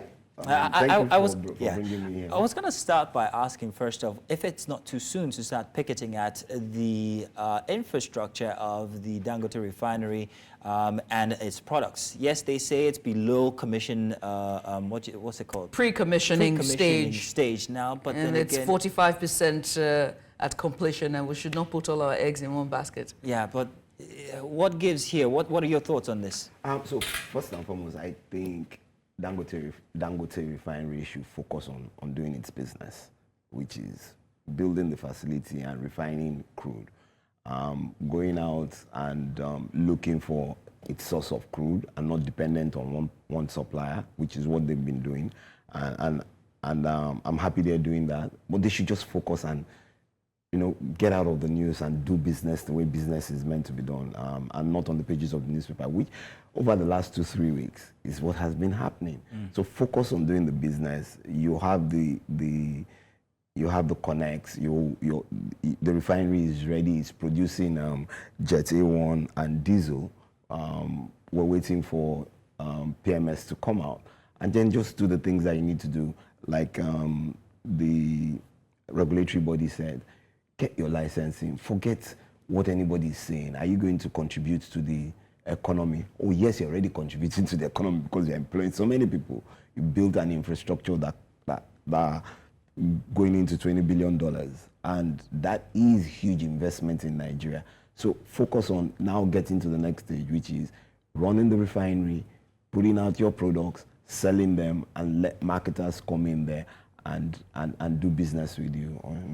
Arm's length transaction, let me put it that way. The executive director of the NMDPRA, he made certain statements. He says that it's not 45%, it's 45% complete, that's Dangote Refineries, and it's pre-commissioned. But he also said something. He mentioned concerns about energy security and the potential monopoly if Dangote Refinery were to be the sole supplier. What do you think about these concerns that he mentioned? And I think they're valid concerns. We've seen, NNPC, when they were the sole refiner of petroleum products in Nigeria. They've been since forever. And what happened? So monopoly really is not the best way to go. It's never been the in economic terms, it's never been the best form of economic management for a system. But let's also remember that there are some other people who are investing in refineries. I know there are other smaller players who've invested in refineries a long time before now. What you call the singular refinery, modular refinery refineries. I'm not going to give anybody PR, but there are a number of them who have been doing that, processing diesel and put it into the market. So I think with Dangote having this large and infrastructure and that could change and is already changing the dynamics of the industry, I think everybody needs to sit down in that industry, are you with me, and look at what is the way forward. We've seen the Nigerian refineries itself all go from producing high quality products to not producing anymore. This is over my lifetime in the last 30 years. And do we want the same? Do we think monopoly is good for the economy in Nigeria? I don't think so. I don't believe so. There are other players in this industry who want to also invest in refinery, but Dangote is the first, so let's push it on and get that done. Let's also remember that the issue of refining is just one part of managing the downstream sector. There's logistics, meaning storage. So if you say, and this is just speaking out of, trying to express my context, if Dangote becomes a monopoly, what happens to all the tank farms in Apapa? What happens to all the tank farms in Kirikiri? What happens to all the tank farms in the satellites area? Excellent. Are you now going to tell us that those who have committed trillions of naira into investments and infrastructure in Nigeria should just go sit down, and if Dangote doesn't have product, then everybody should sit down? So it seems these are things that we need to look at. The government needs to be very careful about this, and there's nowhere in the world where it's one refinery only that provides you the source of your petroleum product. Well, it is very funny that this is the instance, because it seems like everything is bent on this facility, this Dangote Refinery, which is in itself a private investment. Should it be so in no, it shouldn't be so. What it should be is that look at the oil and gas sector. What kind of additional investments do we require? One of the things for me with refineries is two things. Major refineries, and when I say major refineries, some of the big refineries in the world, they don't do retails. That means you don't get trucks coming into the refineries maybe once in a while. So you have pipelines that are connecting other infrastructure so that you can pump them out. You have ships and vessels who come to pick them up. Dangote doesn't have that. He doesn't. He has the harbor for the ships for the small vessels to come pick them up, but he doesn't have the pipelines that connect them. I think what we should be looking at here in this industry is how do we start to collaborate to have that underwater pipeline that gets us to Apapa, that gets us to Kirikiri, that gets us to satellite, so that the refinery at its full capacity is forever pumping products into the heart of the city. I also want to talk about Farouk Ahmed's comment about the AGO content of the diesel. Is it diesel now? It being the quality. The quality, yeah. It being inferior. You spoke about quality, and that's why this is coming up. He said that it's inferior. Dangote has, however, come out to tell that, hey, our sulfur content is okay. But there seems to be so much inspection, so much microanalysis, scrutiny on the processes, and yet they say you're not even ready, Seth. Well, let's remember one thing. For every system, there are standards. There are minimum and maximum. So, and there range in between for how much content, or whether it's sulfur or it's ammonia or whatever within the product. And I don't think it's inferior. It just might be not on the higher side in terms of quality. But if it's inferior, what it then means is that it shouldn't even be pushed into the markets in Nigeria. So let's be careful about that. I don't think it's inferior because people are buying it, marketers are buying from him. Are you with me? So it can't be inferior. You can't sell Jet 81 that doesn't meet the requirements. That's standard. Otherwise, you want planes falling down from the skies. And I don't think anybody in Nigeria or the world wants that. Well, speaking of Aliko Dangote and the refinery, he's mentioned difficulties in securing crude feedstock from international oil companies, IOCs. How might this, impact the refinery's operations once it's fully commissioned? So let's also remember that trading, those who trade in crude, it's a business too. So it's willing buyer, willing seller. So sometimes some of these products are not there, and then they've already pledged to different refineries or different other sellers, and so on and so forth. So what I think, like I said, Dangote Refinery should start doing now is sit down. The refinery is, if according to the MP, the DPR, that it's 45% completion, let's start focusing on the main issues now. It's no longer about building the refinery, it's not about doing the business. So who are we going to get crude from? What kind of contracts do we want to be signing? Are we signing just in time, or are we hedging against different things? These are the kind of things, and these are the kind of thinking that those in the management of the business should be looking at. So who are the suppliers? If you say the IOCs in Nigeria don't want to sell to me, who are the other IOCs across the world who are willing to? And some of them buy products from Nigeria. Let's remember that, and how much is it going to cost? And these are the mechanisms and the models I think they should be looking at. So now let's bring it home to the guy who's living in Flat 1, Block A, in perhaps maybe Bagada, and how it concerns him and his pockets. Dangote Refinery. We've been hearing about this for 3 years now, non-stop. And then all the hullabaloo that's happening currently with everybody taking good scrutiny at what's happening. However, infuse competition. Dangote Refinery versus the NNPCL, or whatever refineries, whichever one we still have, if we still have them. What will it bring to the table for the common man? Am I going to get fuel at a reduced cost? Will it fluctuate with market forces? Is he, maybe because of where he's getting his raw materials from? These are questions that people need answers to, so that they can get a very good grip on the arguments that are going on. Will I buy fuel for less than 750 naira currently, or 650 naira as it is supposed to be? I don't know whether you buy fuel at less than 650 naira or 750 naira. What I think should happen, and if everyone decides to focus on what we require in the market, is to open up the competition completely. Monopoly has never worked in Nigeria. We see it, we've seen it. Dangote himself, as a human being, is a fantastic entrepreneur. I'm sure when you also look at some of his business models, it's more tending towards monopolistic tendencies, and that's my opinion, not the opinion of anyone else. But the fact remains that the NNPC and the government shouldn't push the Dangote refinery in the same direction that it pushed all the Nigerian refineries. And at the end of the day, are you with me? If he breaks down, or there is a turnaround maintenance, let's always remember that. Let's even not talk about breakdowns. When there is a major turnaround maintenance and you're not working at 60, 70, 80, 90% capacity, what happens to the common man? What plans are in place to make sure that that gap, that short gap, is being checked? Is it going to be importation?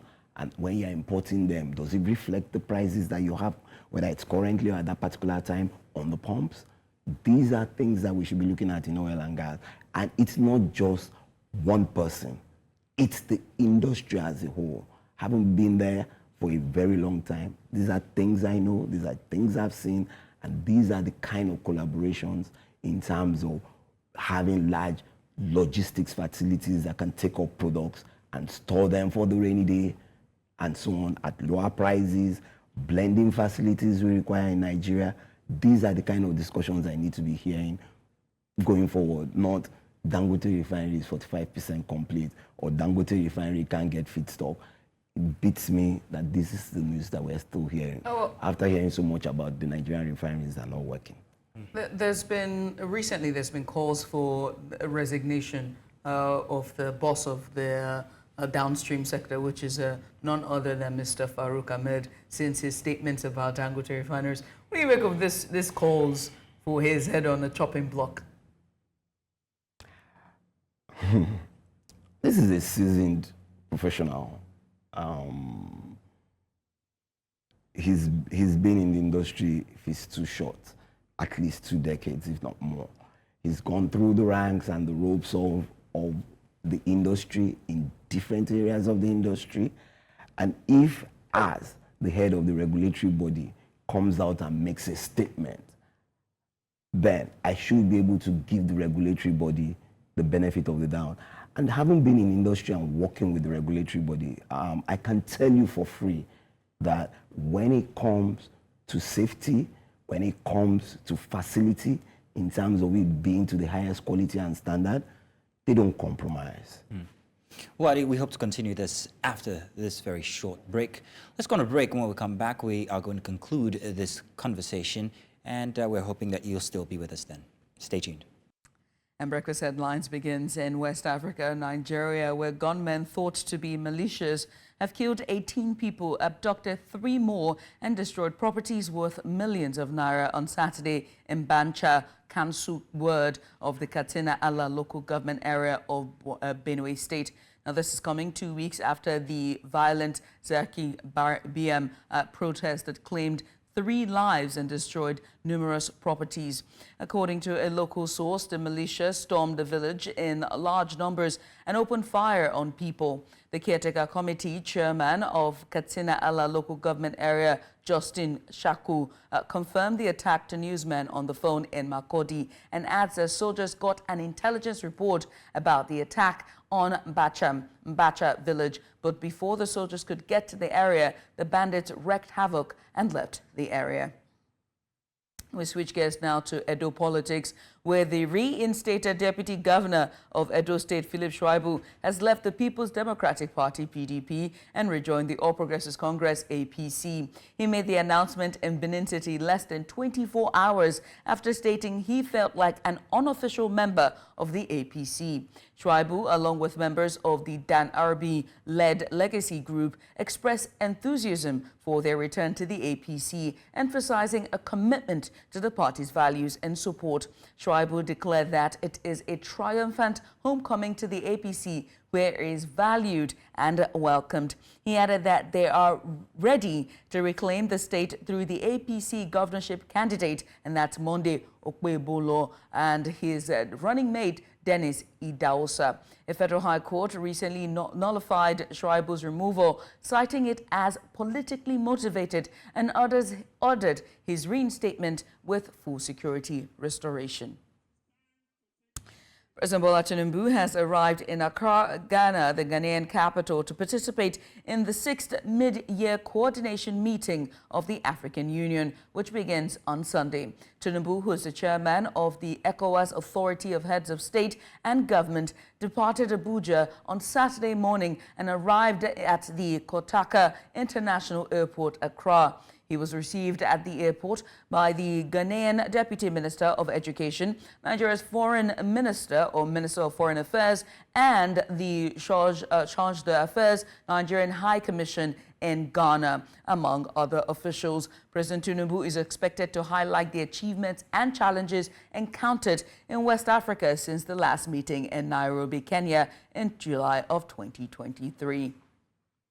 And on to education matters. River State Governor Siminalayi Fubara has emphasized the careful selection of experienced educationalists for 2 key school boards free from political influence. He asserted that building a prosperous and educationally advanced River State requires a solid foundation in education. Governor Fubara made these comments while inaugurating the chairman and members of the River State Senior Secondary Schools Board and the State Universal Basic Education Board at the Government House in Port Harcourt. He highlighted the importance of these boards in his mission to transform the state's education system and effectively nurture River State children.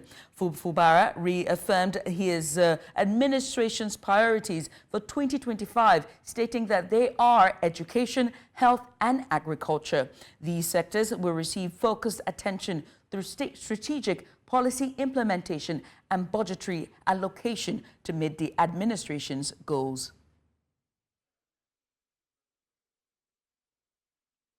When it comes to issue of education, you know how passionate that I am. I've told you that my concern next year is education, health, and agriculture. So this board today is the beginning of our 2025 program. Let's also tell you that a senior advocate of Nigeria and former General Secretary of the Nigerian Bar Association, Afam Osigwe, has emerged as the president-elect in the 2024 NBA election. The 2024 NBA election was held online and began at 12 a.m. on Saturday and ended at 11:59 p.m. with the live results for all positions presented online. As of the final compilation at 12:40 a.m. on Sunday, Osigwe secured 20,435 votes, defeating his closest rival, chairman of the NBA Institute of Continuing Legal Education Governing Council, and that is Tobena Erojikwe, who garnered 10,998 votes, while former NBA Lagos branch chairman Chukwuka Ikwazum San got 9,018 votes. Osigwe is set to succeed the outgoing president Yakubu Maika. That's Maikwa. And on to East Africa, where Ugandan president has warned that protesters who said they would press ahead with a banned anti-corruption march on Tuesday are playing with fire. The president has ruled the East African country with an iron fist since 1986. And he said the protesters included elements working for foreign interests without elaborating.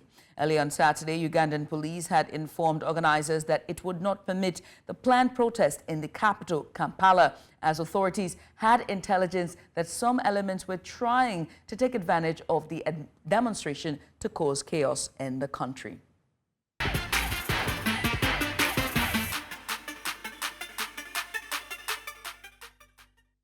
And you're welcome inside of Creative Corner. Let's discuss the global influence of Nigerian content creators on social media.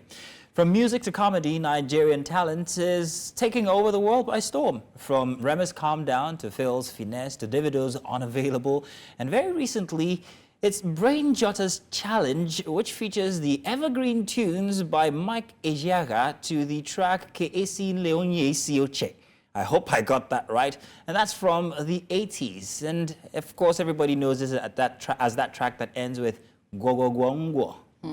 And so for our viewers who haven't seen the now viral video or challenge, here's a brief overview of this challenge, right? It's, for those who may not be familiar, it's a very viral trend that features very short. It's a non-verbal thing. It's just two persons dancing side by side, or they meet each other and they do this leg walk dance situation, and the song in the background goes ngo ngo ngo ngo. And so it has entertained audience worldwide, with so many social medias joining the trend and recreating the skit with this very short dance. Yeah, very interestingly, it only lasts for 7 seconds. But joining us now is Emma Ogoli, broadcaster, voice actor, and also author, who recently penned a very insightful piece on the lessons we can learn from this viral sensation. Welcome, Emma Ogoli, on the show. Good to see you back on Nigerian television after a very long time. Oh, yes, indeed. Oh, yes, indeed. Nostalgic, and I'm very, very pleased to be with you. Yeah. Welcome. Please, Judith, if you can. Yeah. Well, ladies first. First of all, I read your piece, and can I just say, you highlighted very key lessons on this. So let's start with the very first lesson, which is thinking outside the box. A very short video, 7 seconds, no dialogue is going on, and they're just dancing. But you can very much catch on the comedy. But why is this still? Why is thinking outside the box still a very key part of creative superpower? Oh yeah, because that's the one thing that really permits creativity to express itself. To be creative is to be able to create. But what we do most of the time in almost every subsector of the entertainment industry is not really create, just follow through with what is currently trending and try to make our own version of it. So the copy and paste mentality is pretty strong. It's always been there in the entertainment industry. The movie world has been there. Once one format is moving successfully. Everybody's in there. Right now it's a piano with the music world. Nobody's thinking about anything different. If you close your eyes and listen to Nigerian music at the moment, you just take the voices away, you would hear the same sound from the start to the end of, if you want to play a 3-hour mix, you would hear the same sound. So to say that you are thinking out of the box is to say that you are ready, for real business in the entertainment industry. Business unusual, especially during Nigeria. So it's something that we should really hammer about in the industry today. Whether it's movies, whether it's music, whether it's comedy, Nigerians, content creators, music creators, film producers, it is important that we get very particularly conscious right now about thinking outside the trend, because that's all we seem to do, follow the trend. Now, Ima, you said something when you talked about the second lesson. You talked about the fact that no industry has ever run out of ideas. I beg to differ, and I'm going to parallel this with the comedy industry. Skit making is practically comedy, yes, I know. However, stand-up comedy stands on its own. We've seen a death of stand-up comedy in Nigeria, perhaps maybe, and this is a personal opinion, because it ran out of ideas. After the pandemic, it kind of like died, and I can't put my finger on one new comedian, stand-up comedian, that has blown any bigger than anybody from before 2020. In Brain Jotter's case, however, you highlighted the fact that he was not scared to advance, and not scared to think outside the box. Now, how is that different from what we see inside of the comedy industry in Nigeria that seems to be struggling currently?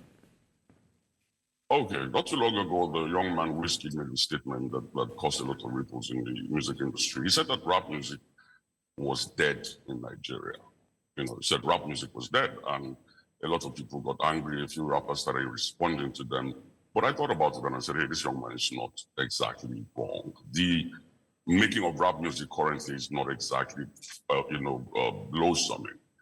But that doesn't mean that we don't have people who can rap. The system has ensured that rappers are sleeping, because the system has made sure that there has been a limiting of the expression of music to a certain genre. So whether you're doing jazz right now, whether you're doing what Timmy Dakolo used to do, whether you're doing what Bears used to do, GT the Guitar Man, it's all dying slowly. Banky W, if you're not ready to be, loud banging in the head at 2 a.m. in the club kind of music you're producing right now, you're wasting your time. So how that connects to your question is simple. It is not in the ability for something to happen. It's in the decision of the people not to go there.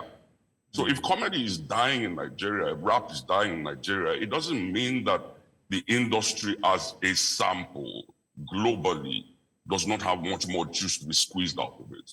Let's just say that the people who are operating within that circle have decided that this is where we're stuck. And we're very good at that in Nigeria. For one of the third key things that you highlighted in your write-up there regarding that now viral video is about the importance of originality in preserving art.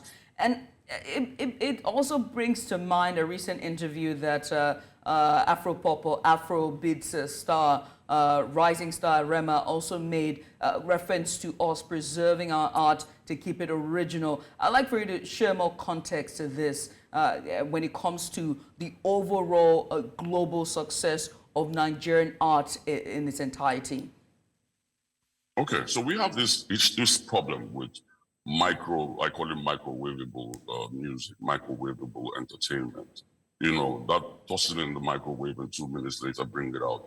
But see that whole marinating that takes place overnight when you have the chicken absorbing all of the stuff that you put into it before you put it in the oven at the right temperature for the correct number of time. It produces something totally different.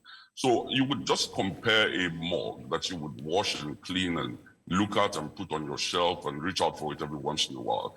You want to drink to those red plastic cups that we have when you go for shows and events and parties.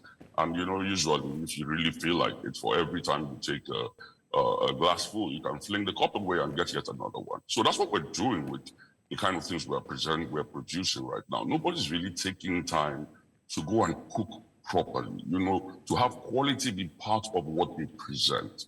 So everybody's ready, like we said earlier, to hang on to what's trending and then give their, quick version to it.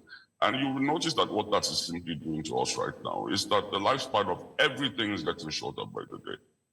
If even the comedy business, even the music business, even the movie business. So it's 1 month, 2 months, and then you're trying to remember the name of this artist. It's 1 month, 2 months, and you're trying to say, hey, where's that song anymore? It's all gone. But in the past, you could listen to one song for 2, 3, 4, 5 years before it begins to fade away. Not into oblivion, but into being in a state that we refer to as evergreen, to where you can always reach out to it again and enjoy it. Listen to the song that is being used for this current challenge. If you just take your time and let the melody get into you, you would still love the quality of music that it carries. But so we cannot say we're keeping art in a form that it would be evergreen, like what did they say about, fine wine aging beautifully, if it is not something that we are quality conscious about, so that is a must. If we always want to be part of what we have, quality has to be a part of it. I want to say I agree with you when it comes to the lack of memorability when it comes to Nigerian art forms currently, but perhaps maybe that's because we've downgraded our art form so well that it becomes very relative and also at the same time very forgettable because it's very ordinary. However, you spoke about confidence in expressing creativity when it comes to the Brain Jotter instance. And Nigerian, I won't be surprised if I see this challenge being performed maybe by Shaquille O'Neal or you know what? I want everybody to see exactly what this is, how short it is, and how easy to replicate it might be. So let's take a look at what the video is like for just a few seconds. It only lasts a few seconds.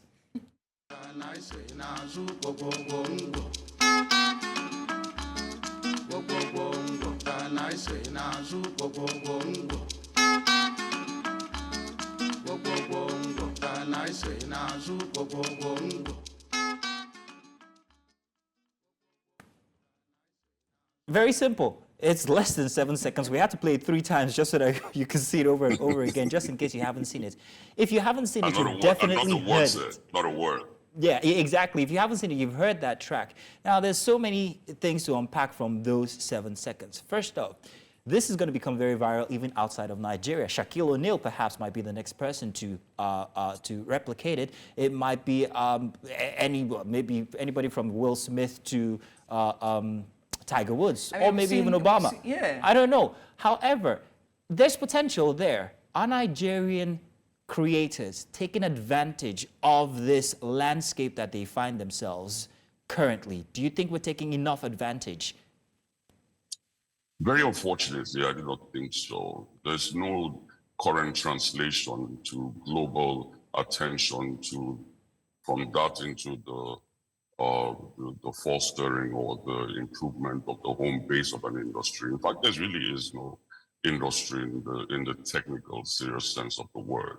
And globally, it's interesting that you would mention this, and I think it's very timely for those who are into the content of the comedy business with content on the internet. They are actually standing at the verge of global recognition. It has started, but it's going to be much bigger. So it's about time that they began to think outside the box, not about creation this time, creativity this time, but about the entire business and the whole idea of being accepted by the world.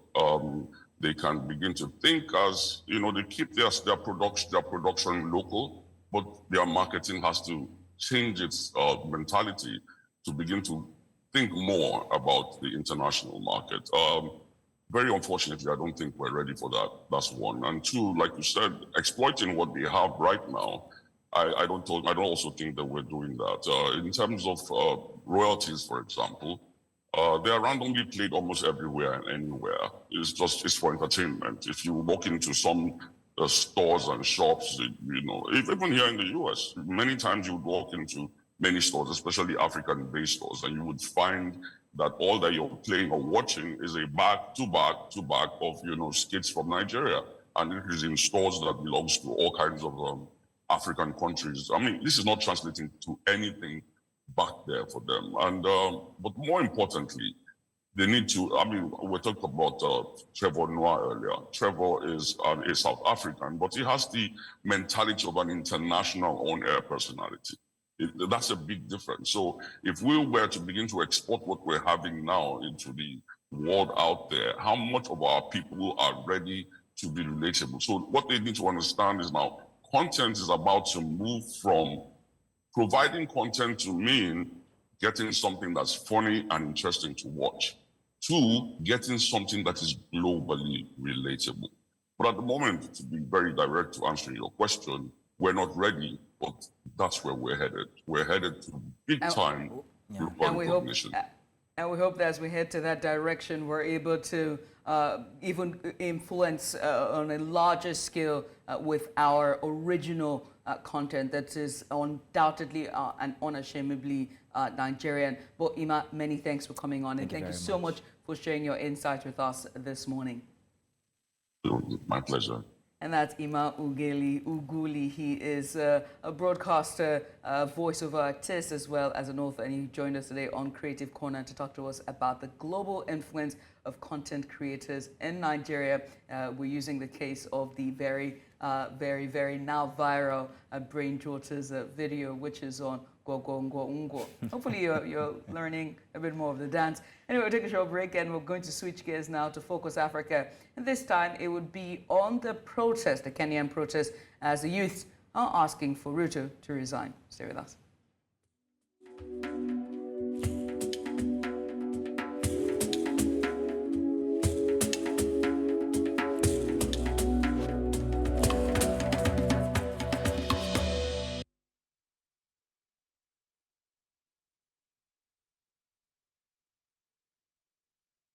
In the past months, the Kenyan youths have taken to the capital, Nairobi, to protest against the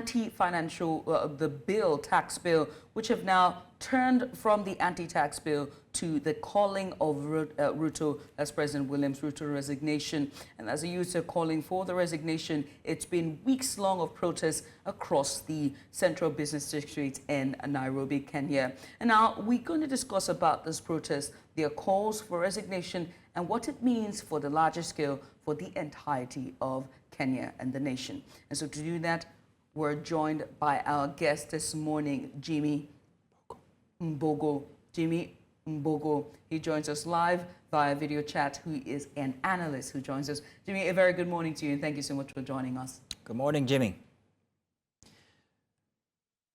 Jimmy, I'm hoping that your device is not on mute. If you can unmute it so we can hear you proper. I'm hoping. No, it is not on mute. Can you Thank hear me now? you very much, Jimmy. We can hear you now.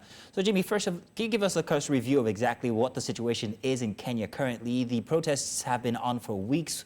We've also had other auxiliary instances come from off of this instance. But what is on ground currently when it comes to the youth versus Ruto?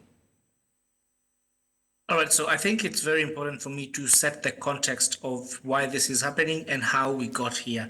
So about 2 years ago, that is back in 2020, one of the things, Kenya had a general election. Now, during that campaign election, the current president, that is Dr. William Ruto, promised the youth that this is going to be a government that is centered on the youth, and it is basically going to look at some of their interests, ensuring job creations. Now, fast forward to 2024. This is just about 2 years down the line. And what the youth are saying, and this is actually what has really triggered some of these protests that we are seeing, is a lot of discontent and a lot of disconnection between the political class and the vast majority of Kenyans. Remember, the median age in Kenya is about 19, 20 years. So basically, it's telling you that this is quite a youthful population. A good number of them are well educated, but less than half of that number is currently formally employed. So there's a lot of unemployment. Now, let's zoom in now to what the cause of the protest has been. In 2023, which was the first financial year of the Ruto administration, they came up with a finance bill that proposed numerous taxation measures.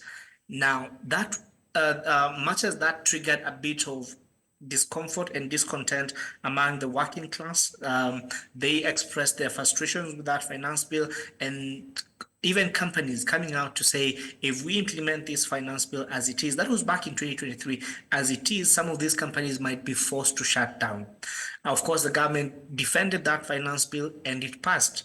Fast forward to 2024 and the budget making process starts again. And around May this year, the 2024 finance bill, which is an amendment to the existing tax laws, then comes into effect and is tabled in Parliament. And of course, like we had seen last year in 2023, again, a number of taxations being proposed yet again. Now, this is what really fueled the anger that caused the youth to go out in the streets to protest. Initially, Parliament had not voted on the bill. The bill was being debated, but you could tell the resistance and the uncertainty that then this bill brought. And a lot of these economic analysts that we have been speaking to, from as soon as that bill was published, started expressing their concerns with some of those different articles and the impact that then those articles would have. But when it came to the time of voting, Parliament went ahead and passed the bill.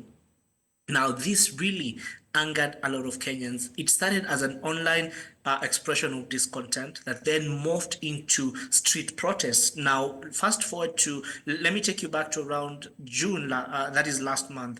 At the first week of the Kenyans budget was read on June 13th. Now, weeks leading to that June 13th, that is when a lot of Kenyans took to social media, particularly on X, or formerly known as Twitter. They went there and expressed their concerns and said, we are not okay with where this finance bill is going.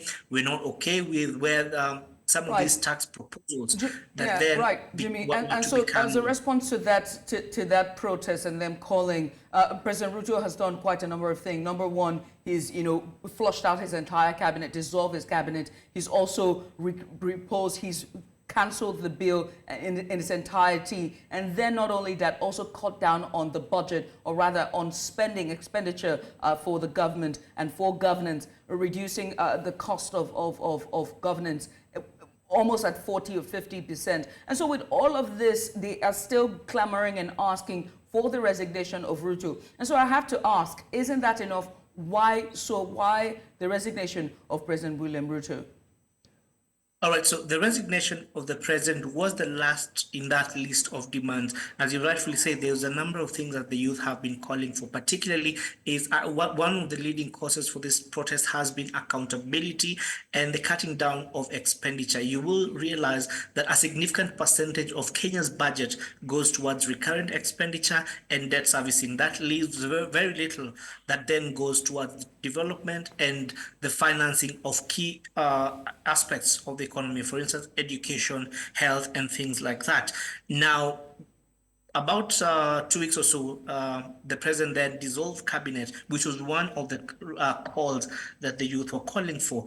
But even after that dissolution, just this week, what we saw is he announced a new cabinet. But again, the discontent is that out of the 11-member cabinets that have been nominated, 6 of them were part of the previous cabinet. And again, that is why the youth are saying, you claim that you're hearing us, but you're going on to do not exactly what we are telling you. We're telling you we want a clean cabinet. We want people who do not have scandals relating to corruption. Yet the people that you are appointing are the people we rejected, are the people we said we don't want in public offices anymore. We had reports of a ban of protests in the Central Business District in Nairobi, citing that some elements, criminal elements, might hijack the protests and perpetrate crime. What's the latest on that? All right, so that was an order that was issued by the current acting police inspector general, but then it was later on quashed by the High Court here in Nairobi, saying that the right to protest is in the Constitution and cannot be denied. Now, initially when this protest started around the 11th of June, that is last month, they were largely peaceful protests. And when it moved, and that is when it was saying reject the finance bill, then a week later, that is around the week of the 18th, that is when now the protests really gained momentum. And on the 25th of last month, what we saw, that is when the protesters then occupied parliament. And since then, that is when we started to see a lot of violence being meted on these protesters. We started seeing a lot of aggression coming from the police side. And again, for those of us, even journalists who were out in the field covering these protests, we started being targeted. Just this last week during the protests, we saw that a number of journalists were injured.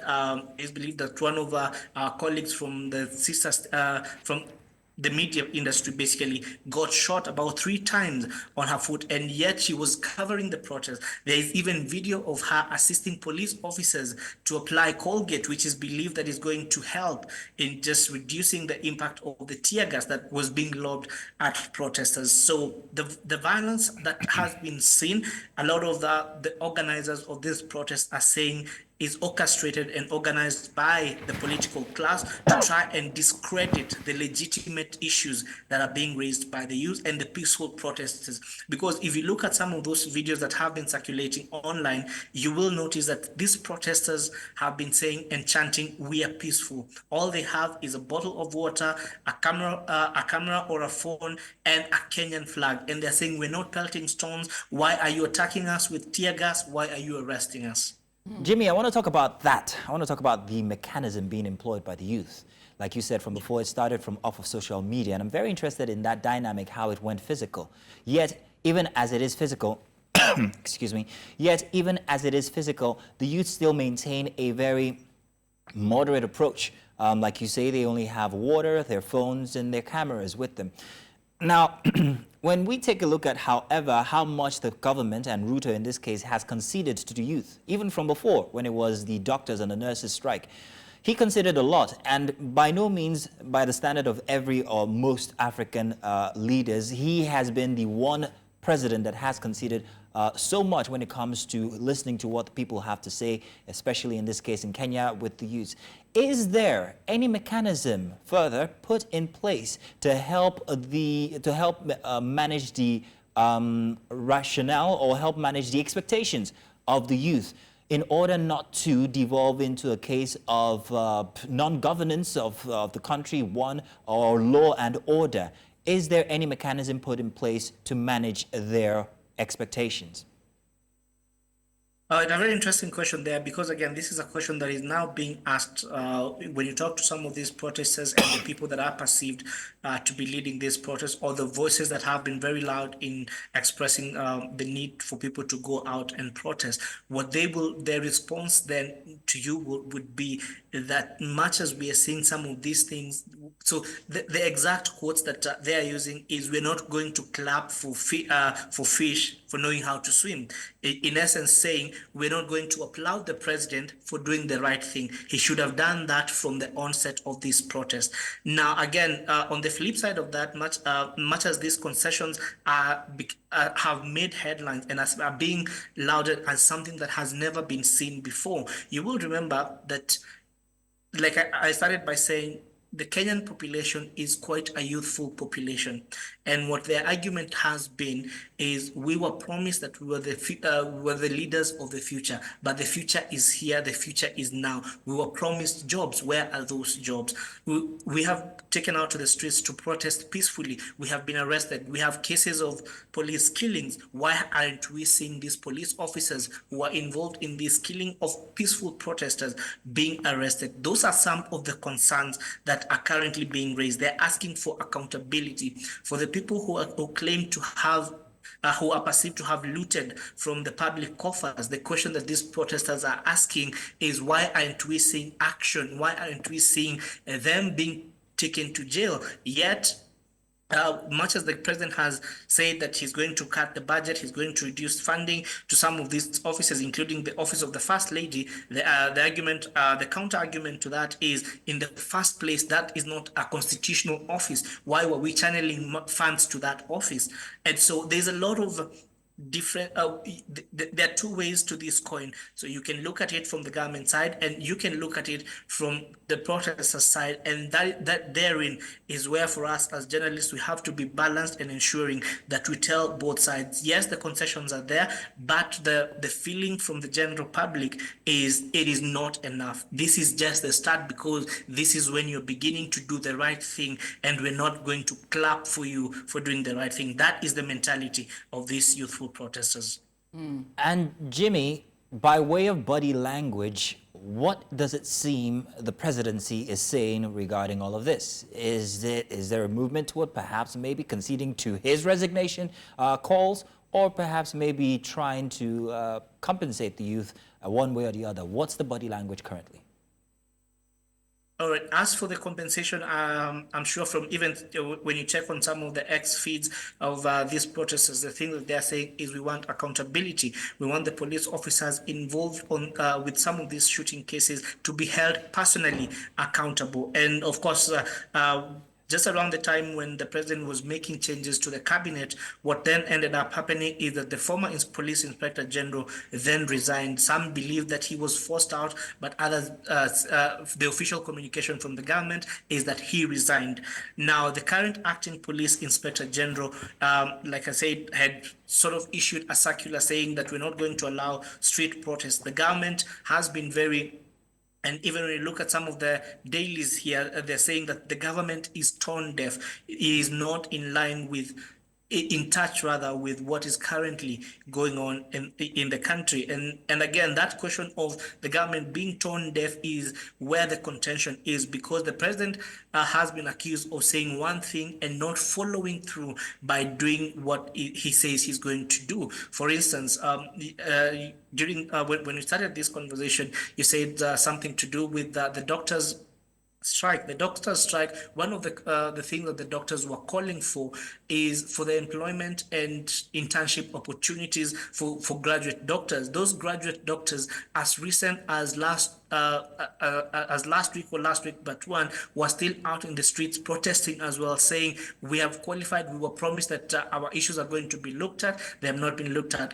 As I understand now, is that there has been an agreement between the Kenya Medical Practitioners Board and the government to come up with a way that then allows these doctors to start their internship, that then will allow them to be now to be able to practice medicine in the country. But in terms of where the body language coming from government, again, from depending on who you talk to, there are those who will say, okay, yes, we are seeing these concessions, but it is not enough. When you ask the government, they're saying, as recent as this past weekend, the deputy president has been out in the media saying that we have had you, we're going to give us time to try and implement some of these things that you're asking for. But again, to the protesters, when you listen to some of those X spaces that have become sort of the environment that they've taken to express their frustration, you will continue to hear a lot of discontent saying,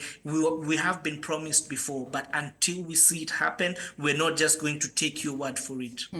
Well, Jimmy, we wait to see what will happen in the coming weeks as the protest continues to fuel. We see what Ruto's step will be next. And if he resigns, will the protest continue until they see the change that they want? Only time will tell. Well, Jimmy, thank you so much for coming on. Thank you very much, Jimmy.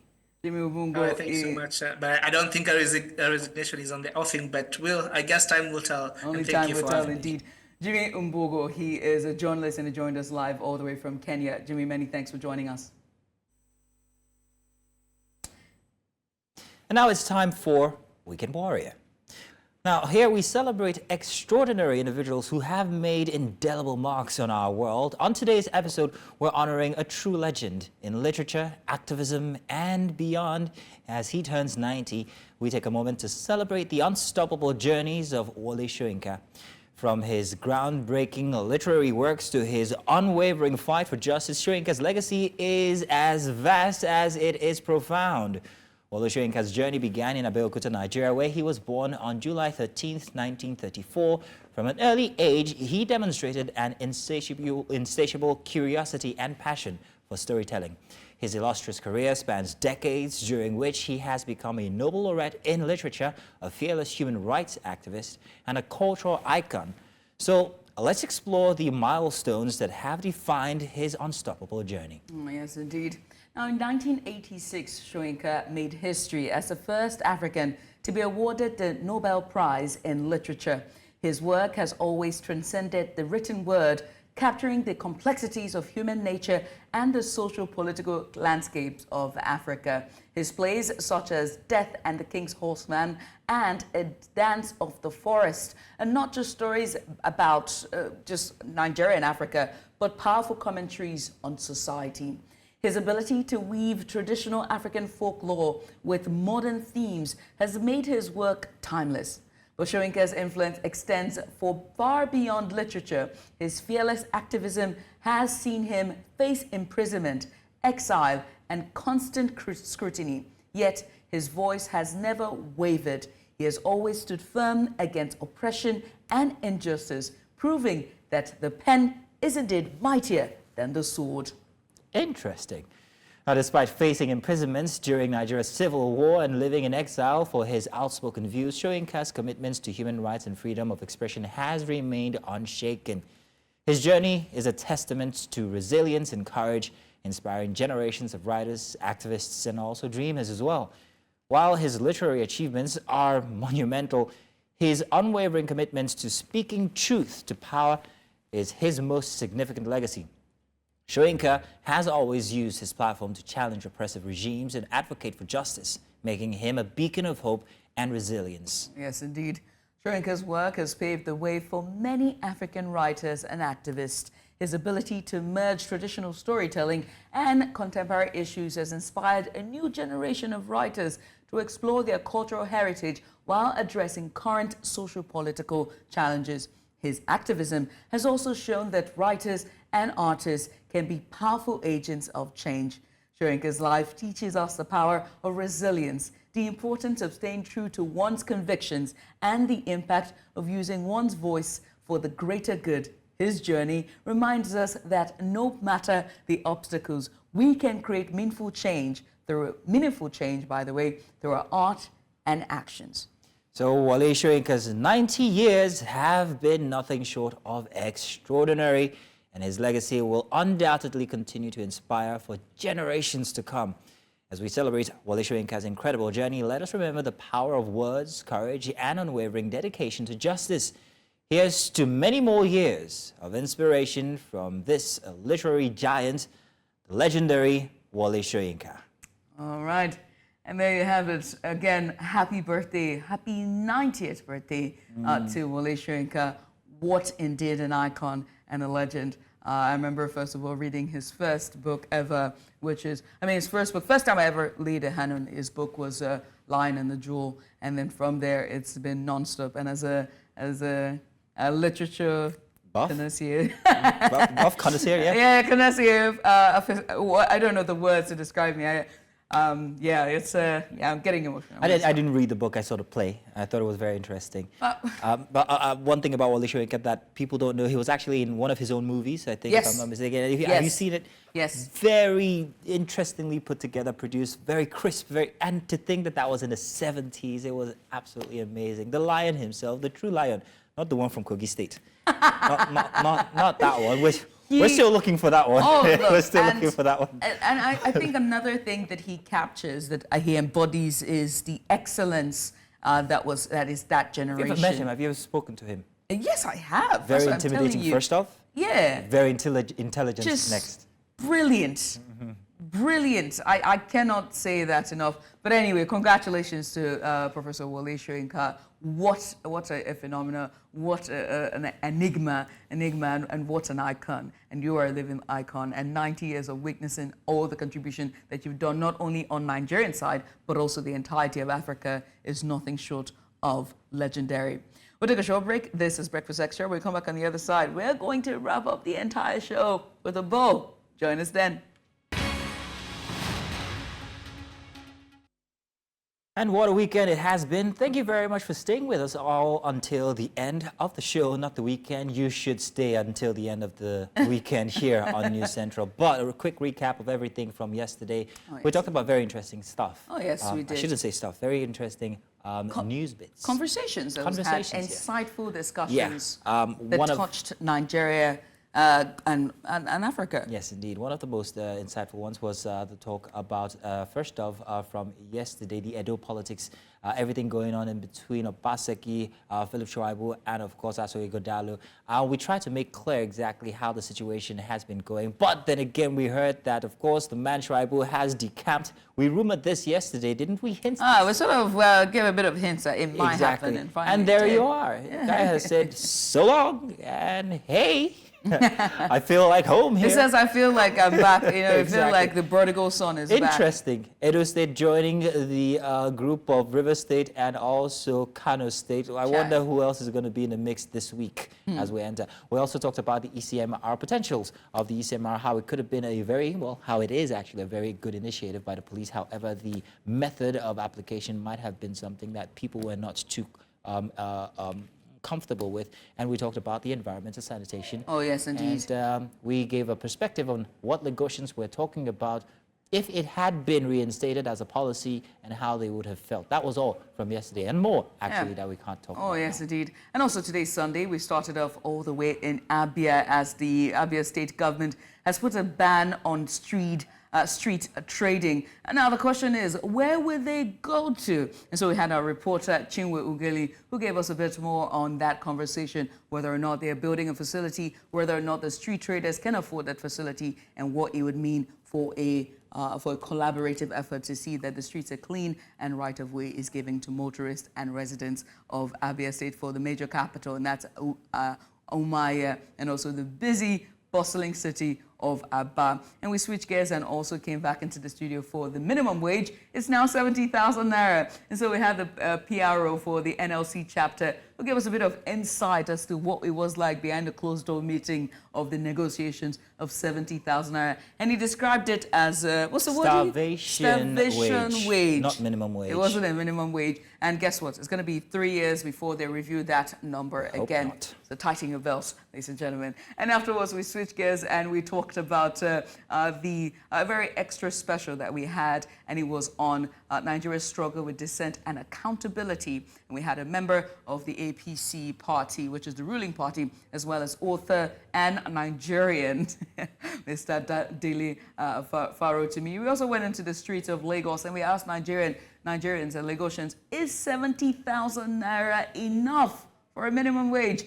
And of course, you know, it's going to be disparaging views on that one. But hey, we take it as is. And also, finally, we come here to the studio to talk about Focus Africa and everything else in between. And also on Creative Corner, we did a bit of dance. You know what the dance is?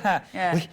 If we could just pan those cameras back, we could actually do ours right now. I don't know what you want to try? You want to do it? Let's see. I'm wondering, how can you? Here we go. Ready? Here we go. This was not planned for. This was not planned for. 1, 2, here. Bye-bye.